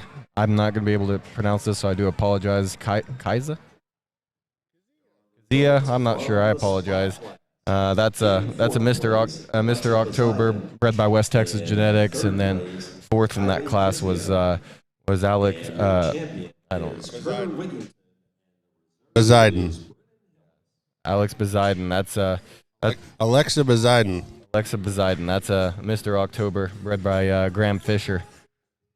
That one comes from Fairview, Oklahoma. We're moving right on here to the purebred Yorkshires here. Yorkshire time. We have 3 Yorkshire purebred York gilts in the prospect division here. So, Taylor, I think it's a really good time to recognize Winter Livestock as our premier breeder here at the Texas National. Yeah. He does have a lot of pigs here, and I'll tell you what, we sure appreciate his support and pretty awesome to see all his livestock get along in such a good way. Yeah, absolutely.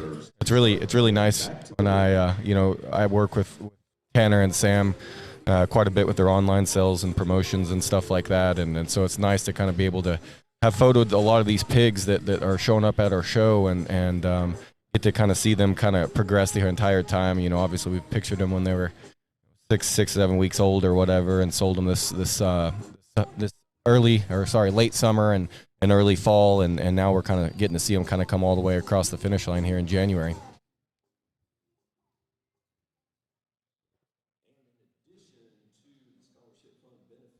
Yeah, definitely a unique opportunity there. Get to see it full circle. Yep, absolutely. It's very interesting for me. Is it coming through? Okay, it's very interesting for me. You got to talk up real close to the mic. We can't hear you. Okay, is this better? A lot better. It's very interesting to me. I'm the one usually setting them up, and it's not connecting right. Yeah, it's fine. You just have to talk with force into the mic. I am talking with force. That okay. sounds a lot better to me. You got to reach down real low, son, and grab them, okay? Yeah, it's interesting to me to see these pigs whenever they're like maybe ankle high. I'm over here picturing them, helping picture them. See them at the end point now. Ori was pretty excited. He thought he was going to be able to go set all the pigs up at the backdrop, but I've got a crew of photographers here that are going to do that. People don't understand this about Ori. It's his favorite thing in the entire world is to set up little baby pigs. He never gets tired of it, and he never has any kind of frustrations when setting up little baby pigs for photos, and that's a fact.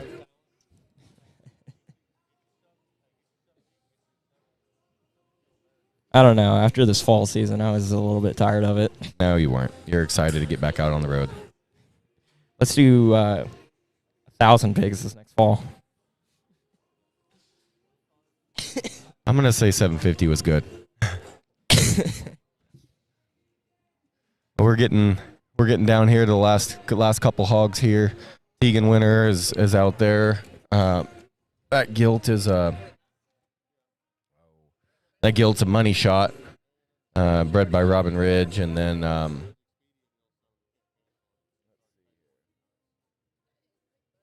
don't have the information on the other pig out there.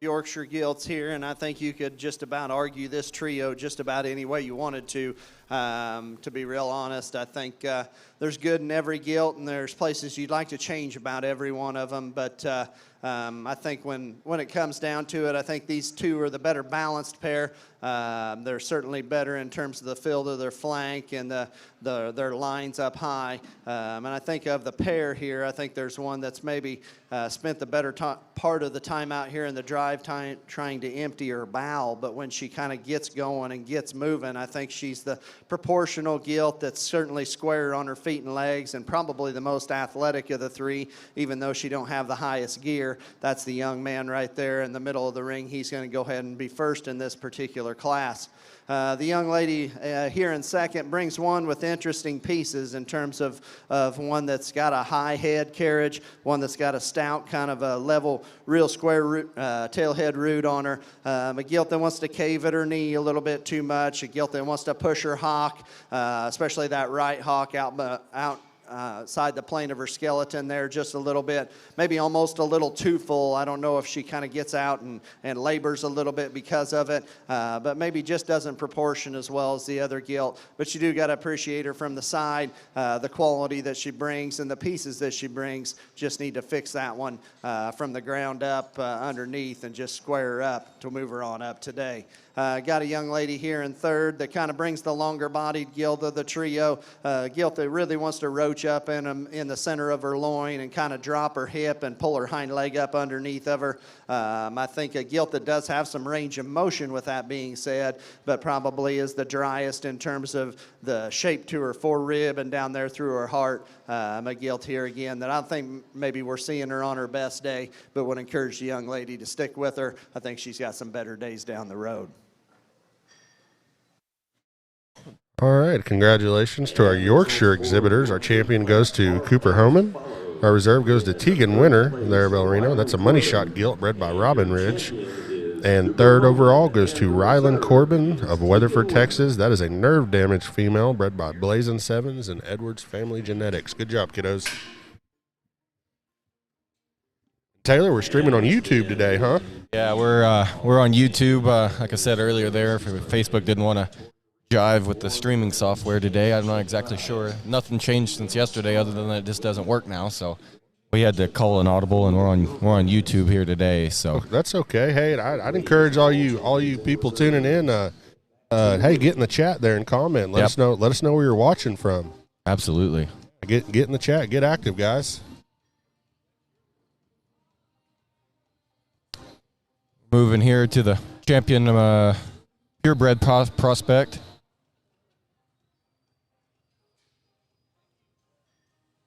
We'll do the purebreds top 5 overall, and then we'll move into the crossbreds. Get a top 5 established there, and we'll be giving away some driver points, driver series awards, and move right into the Barras. So lots of action packed into the day. So. Oh yeah, for sure. Lots of events going on here at the Texas National.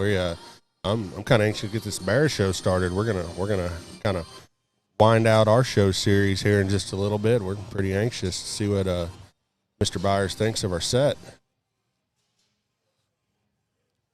He's pretty close. You could probably slip him a $10 bill, and he may help you out. I'm not sure. I'll tell the world. I tried to buy the guy a beer last night. He wouldn't take it. Yeah.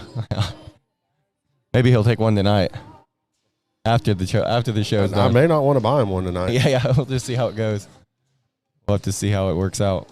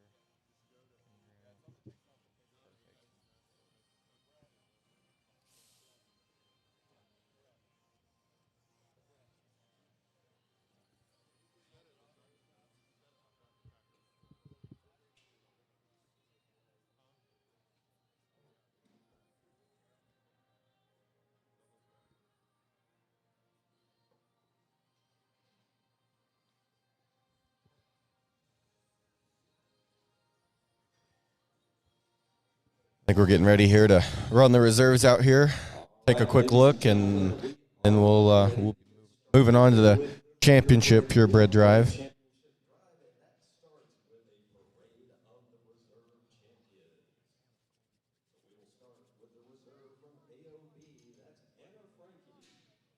All right, got our reserve AOB, Anna Frankie. Reserve Berkshire, that's Tatum Jingo.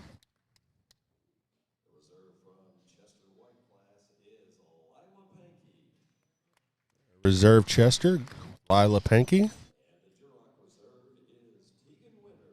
Reserve Duroc, Miss Tegan Winter. Reserve Champion Hampshire goes to Cash Mosier from Oklahoma there.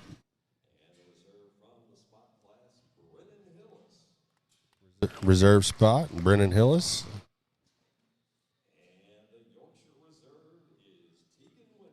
Our reserve Yorkshire is also Miss Tegan Winter from El Reno. There's Not bad. all our reserves. Two reserves, not too bad. That's going to be helpful in the points. You know, Tegan was coming into the weekend. She was winning the points, so I'd say it's a slam dunk for her. she had a pretty nice day yesterday, and she's having a really good day here today with some of these younger pigs.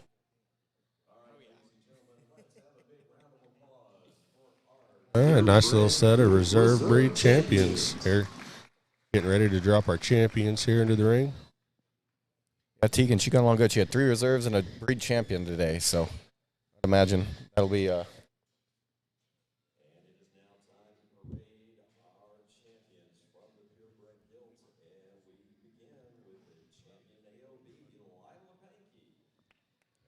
Miss Lila Pankey with the champion AOB. The champion Berkshire is Lauren Brasher. Champion Berkshire, Lauren Brasher. Champion Chester, Miss Margaret Duke.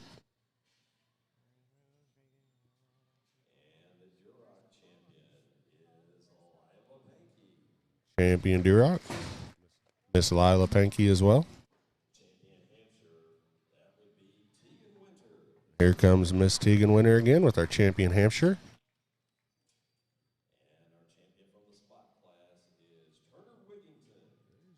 Turner Wigginton with our champion Spotted Poland China. And Mr. Cooper Holman, champion Yorkshire. Here's our champions here in the ring. 2022 Texas National Prospect Gilt Show. What a set. What an atmosphere.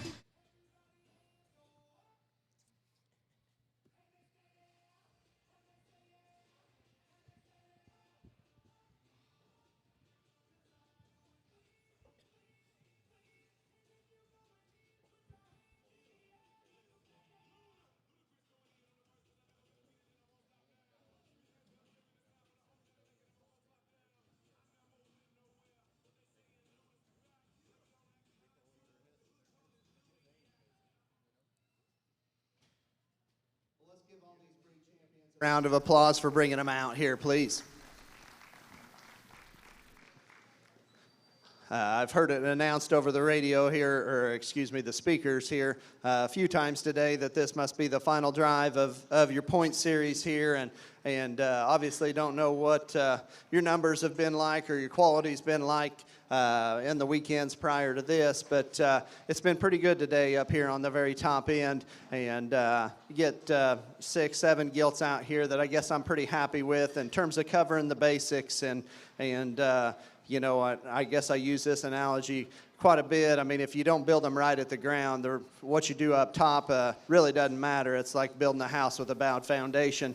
But if you build them right at the surface, where there's plenty of feed supplements that we all sell and this, that, and the other that can make you help you build them up high. Not that these look like they're handmade by any stretch, but the focus here is just build them right at the ground, and the rest will kind of take care of itself as a whole, and we'll sort them from there. But all 7 of these do that fairly well, in my opinion. I think there's one out here that just brings the extra balance and the extras that I'm looking for and ties it into a very, very good kind of skeleton. Young lady with the Duroc's going to have your grand.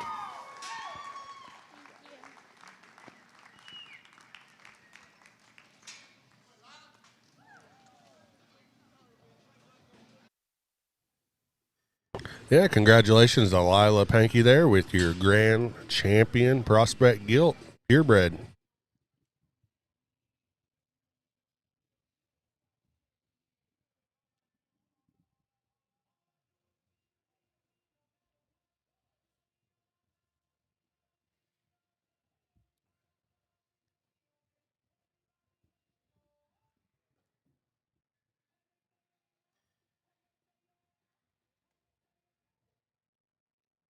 Reserve Duroc out, and I remember the Duroc breed well. There was about 4 of them things that were pretty good up on the top end, and maybe even 5.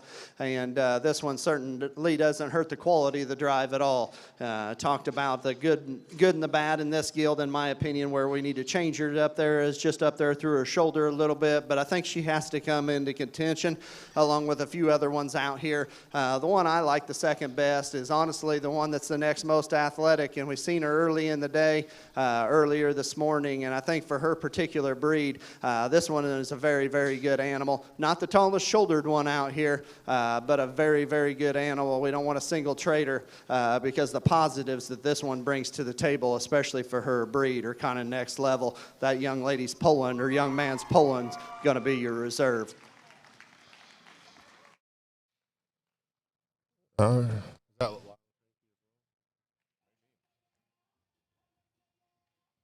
All right, congratulations. If my paperwork's right, I believe that's also Miss Lila Pankey of Jacksboro, Texas, with the reserve. Champion AOB was reserve.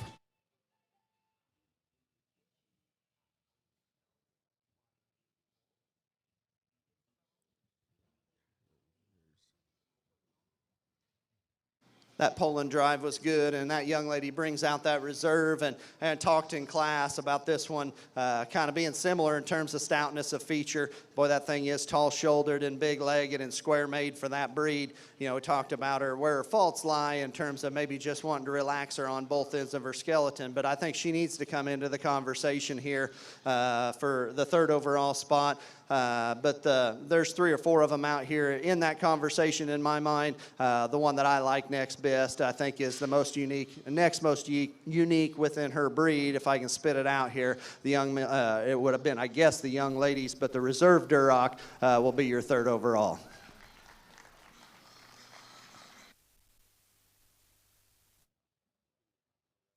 Congratulations to Miss Tegan Winter. That reserve Duroc will be our 3rd overall bronze champion gilt.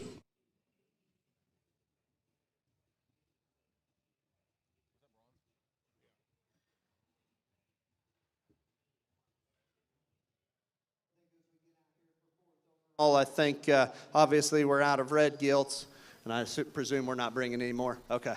But we get out here, and I think several of them, about 3 of them, come into contention, in my opinion, and that's the 3 down here on the right of me. The one I like the next best in terms of being unique for her breed. She's pushing the edge behind, but I think she stays square. The young lady's Berkshire is going to be your 4th overall.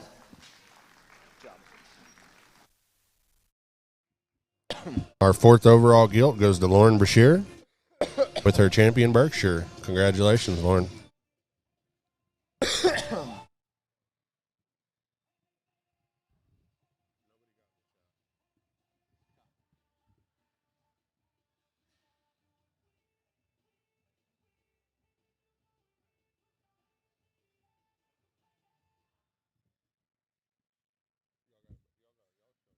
Get out here for the 5th and final spot. I think the same 3 breeds of hogs still ring true for me. Take nothing away from the Yorkshire and the Chester and the Spot, but I just don't read them quite as elite within their particular breeds, but they are good hogs in their own right. I think just to talk a little bit about the remaining 3, the Hampshire, very, very neat up through her front end, like talked about in class. Where would I change her? Like to relax her in her hip loin and spread her at the top side of her hip and her pin set and just kind of spread her from from behind completely and just open her up. But the front 2/3 of that one, especially within that particular breed, I think are very, very good. The young lady's Reserve Berkshire, one that comes at you square, leaves you square. A gilt that's obviously probably not as clipped out and fitted here today as a couple of the other ones out here. But I think when you study a hog, I think this one's very good in her own right. Maybe not quite as full back there through the center portion of her skeleton back into her flank as maybe I wanted her to be there in the breed drive earlier, and maybe still rings true just a little bit. Maybe like to see just a little more freshness and fill in that gilt as we start to critique her. The young lady's Reserve Poland, in terms of one I talked about there earlier, bringing an extra stoutness, a feature to the table, along with a tall shoulder, a gilt that is fresh through the center portion of her body, a gilt that's got a lot of shape, a lot of muscle and squareness for this particular breed. She's the 5th best one in my mind. She'll be your 5th overall. Congratulations to her. Good job, buddy. All right, our 5th overall goes to Miss Anna Frankie with her Reserve AOB. Anna's from Covington, Oklahoma, and that is a Woodstock female bred by Anna Frankie. Congratulations.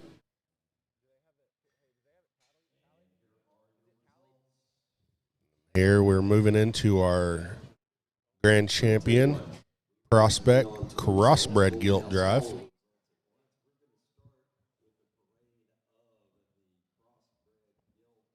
Here's our Reserve All Black Cross, Jaden Boyd of La Mesa, Texas.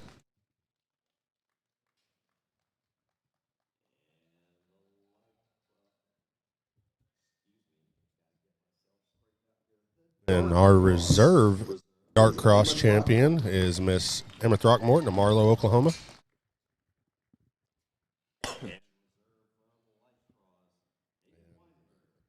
Our Reserve Light Cross is Hagen Weiniger, hometown kiddo right here from Wichita Falls, Texas.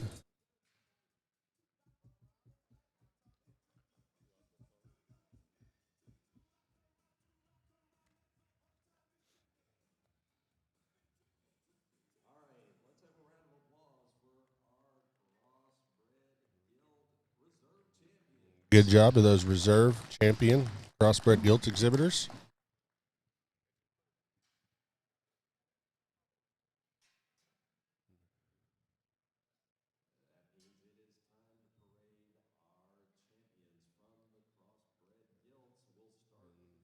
Here's our champion all black crossbred shown by Kelton Baling.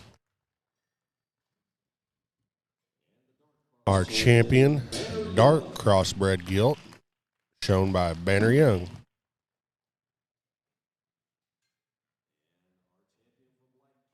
Our champion light crossbred gilt shown by Miss Bryn Fort.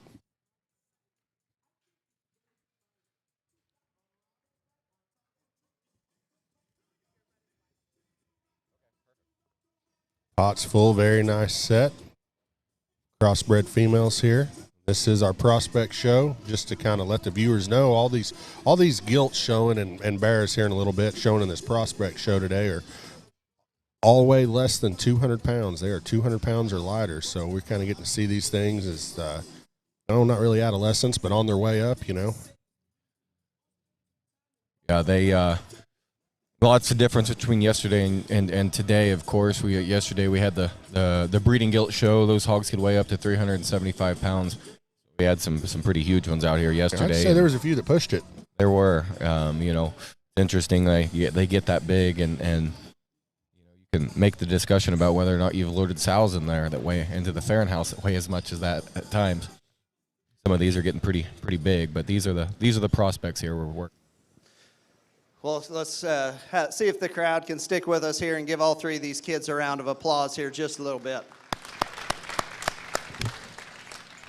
I know the numbers haven't been big, but I stood after I got done judging the Barrow Show last year and watched all the awards and the scholarships being given out and know why you guys are here. I mean, there's a lot to be gained from being here, not only to be at a good pig show and a good environment, but the rewards of doing well are very, very good here. And I think before I go any further today, just make sure you go up and tell the people that are running this thing, that gather up that money, that do all the effort and go to all the work that it takes to put this kind of a show on. Go tell them thanks, because as a guy who runs a hog show once a year, that's lost on a lot of people, to be honest with you. And it takes a lot of time and a lot of effort to do something like this, and to have access to it. Just be thankful that you do, because not everybody in every part of the country, every part of this world has the ability to come out here and be a part of something like this. So I think it's a 2-horse race. It's no secret, probably. I'm not married. I've never even enjoyed playing poker. Don't even enjoy playing cards, except for solitaire on the plane when I ain't got nothing better else to do. So I think you probably know what I'm going to do here. I think there's 2 of them out here that are very, very good in their own right, in their own regard. There's one of them that's just more in terms of more through the center portion of her skeleton, more out the backside of her blade. This one's a pretty unique individual. That black belted cross is going to be your grand today.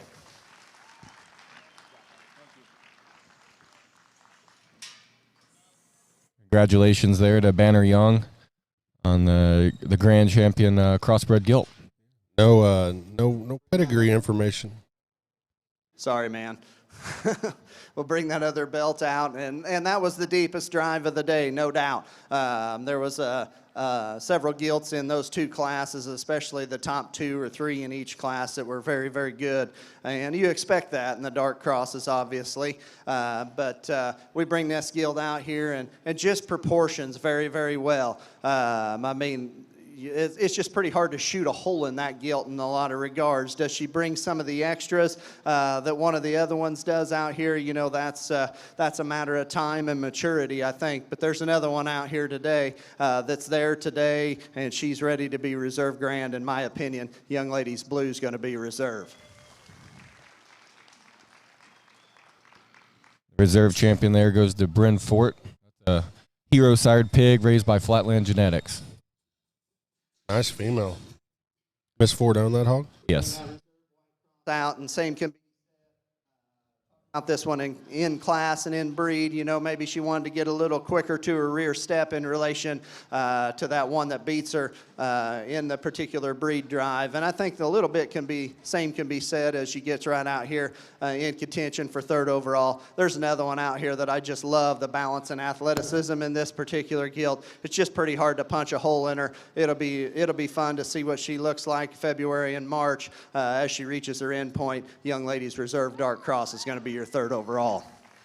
Congratulations to Miss Simma Throckmorton, Marlowe. That is a blurred 40-2, bred by SD Genetics.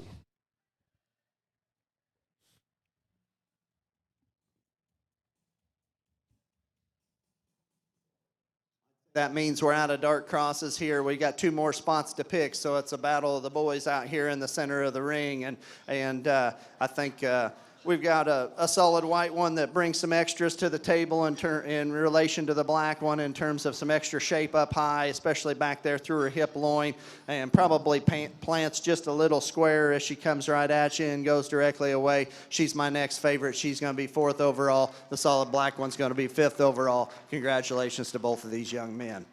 Congratulations to Hagen Weiniger of Wichita Falls for your 4th overall.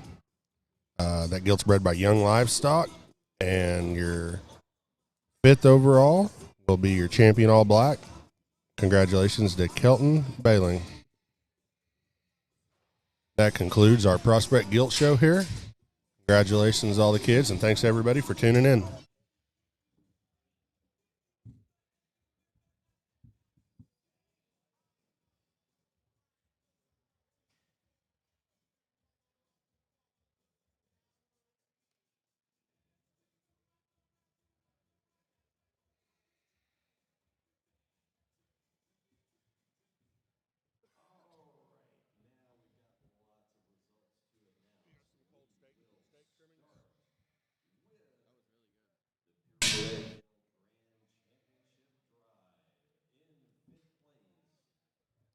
Talk about this 3-day show.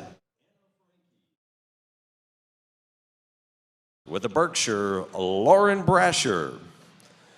The bronze position was held by Tegan Winter with her Duroc. That means that your purebred gilt grand champion, Lila Pankey, with a Duroc, and the reserve from AOB, also Lila Pankey. Here are the results from the Crossbred Gilt Grand Championship Drive. In 5th place from the All Black Cross, Kelton Baleen. 4th place with a light cross, Hagen Weininger. The bronze position came from Dark Cross, and that was Emma Throckmorton. That means it's your Crossbred Gilt Grand Champion with a Dark Cross, Banner Young. And the reserve grand champion from a light cross, Bryn Fort. All right, ladies and gentlemen, we're going to take just a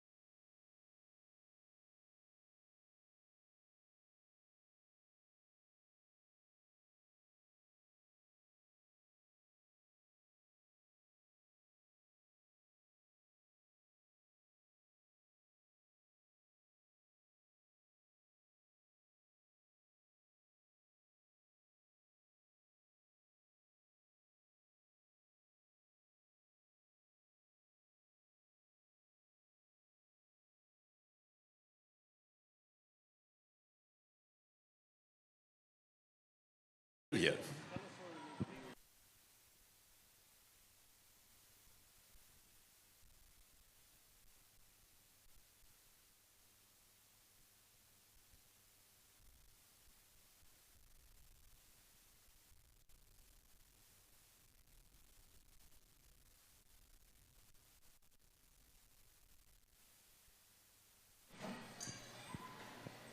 All right, now you drivers know who you are. If you are a scholarship winner, get on back to the ring because we got some scholarship money to give away. And we're just going to start, so when you hear your name, get on up here. We're going to start with the grand champion purebred gilt. That would be a $1,500 scholarship. That goes to Lila Pankey.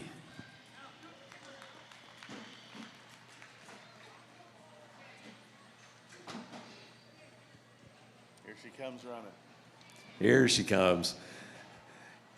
And while she's coming up here, we can also say that the reserve grand champion purebred gilt, $1,000 scholarship, it's also Lila Pankey.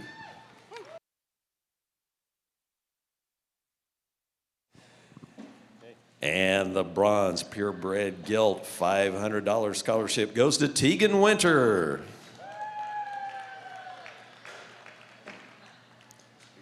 And the grand champion crossbred gilt, Banner Young, $1,500 scholarship.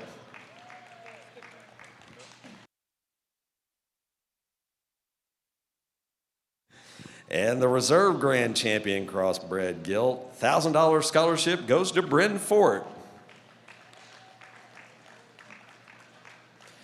And the bronze winner from crossbred gilt, Emma Throckmorton, $500 scholarship.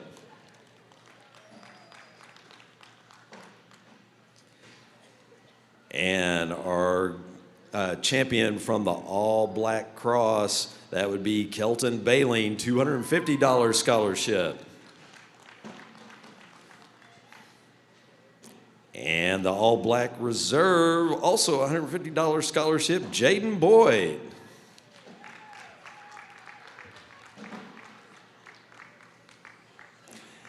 And our champion gilt from the AOB class, Lila Pankey, $250 scholarship. The reserve from AOB with a $150 scholarship, Anna Frankie.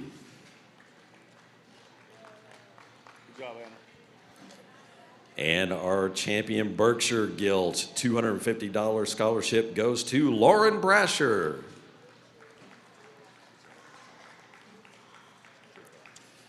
And our reserve from the Berkshires, Tatum Jingo, $150 scholarship.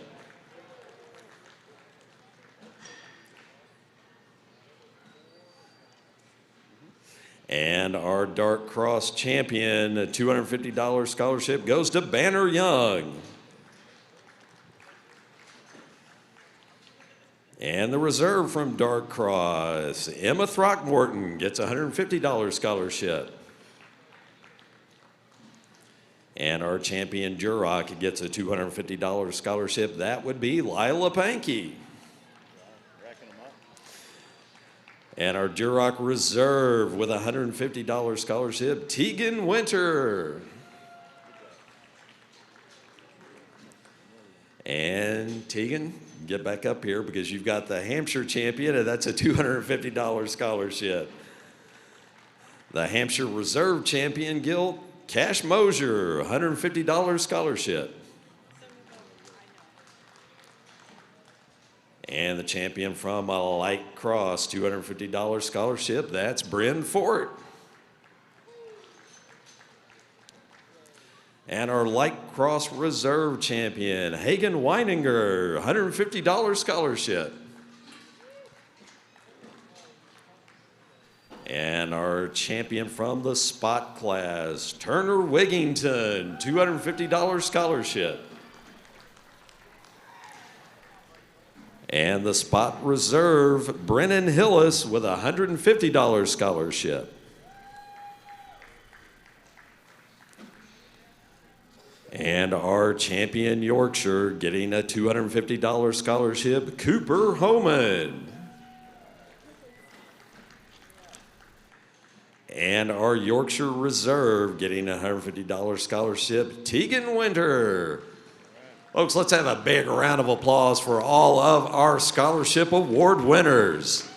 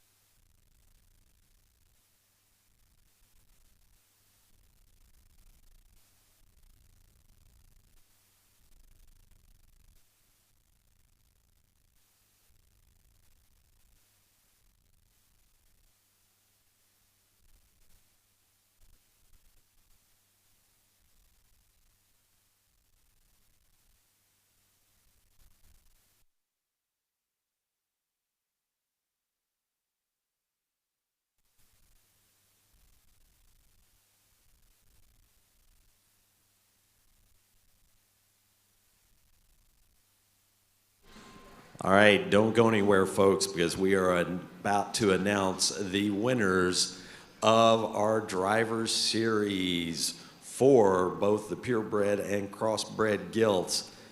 This all came right down to the wire for both of them, so stick around and you'll see those awards in just a moment.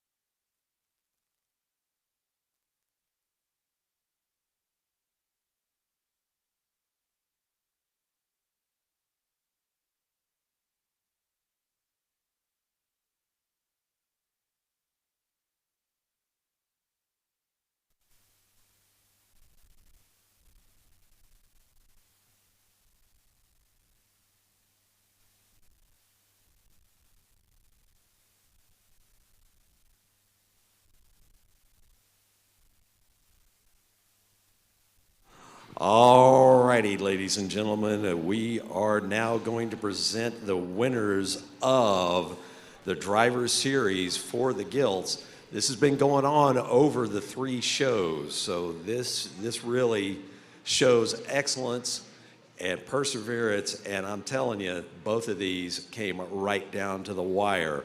We are going to start with the purebred gilts. Here are the results for the Drivers Series.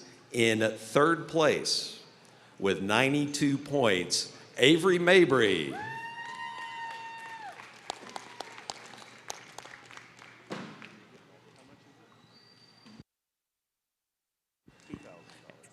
And that is a $2,000 scholarship, ladies and gentlemen.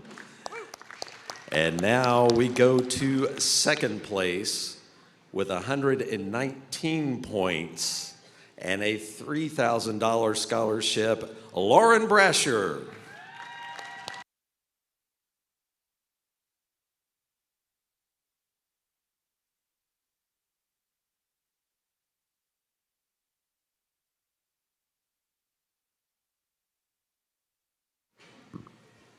And in 1st place with 124 points, winning this just by 5 points. I told you it was close. And the winner of a $5,000 scholarship, Tegan Winter.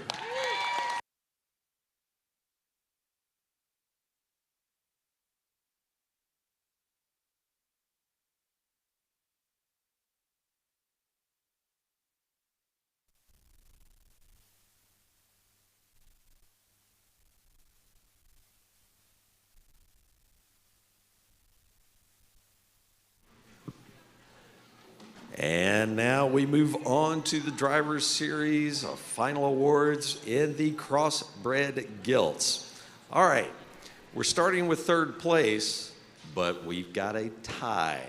Now, if you were around, I believe it was in November, we had 2 ties going on, and so it's going to be settled by coin flip. Our other options where we were just going to let them battle it out in the ring, and we thought, no, this is a family show. We're just going to keep it to a coin flip. So here are the 2 that tied for 3rd place, both with 49 points. We have Hagen Weininger and a Brogan Lancaster.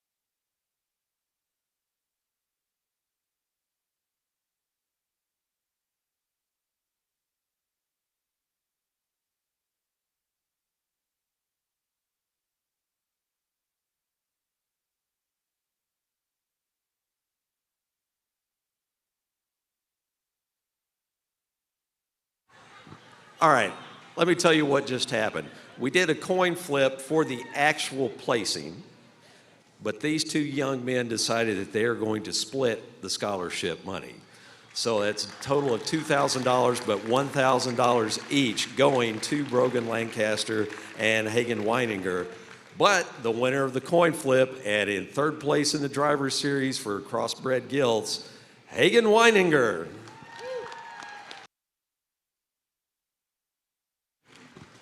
In 2nd place with 51 points and the winner of a $3,000 scholarship, Banner Young.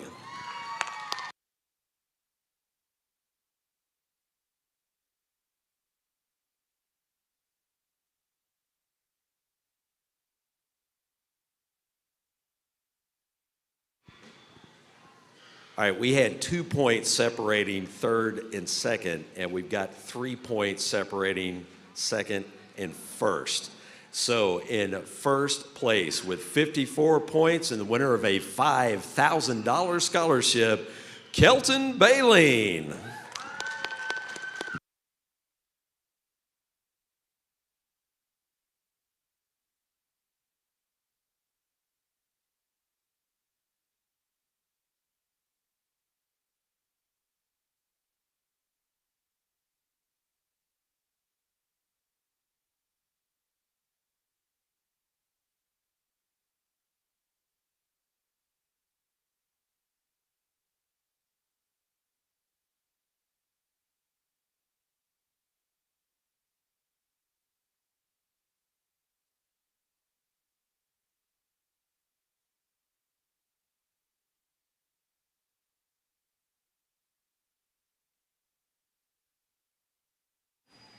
All right, let's have one more round of applause for all of our winners in the Drivers Series.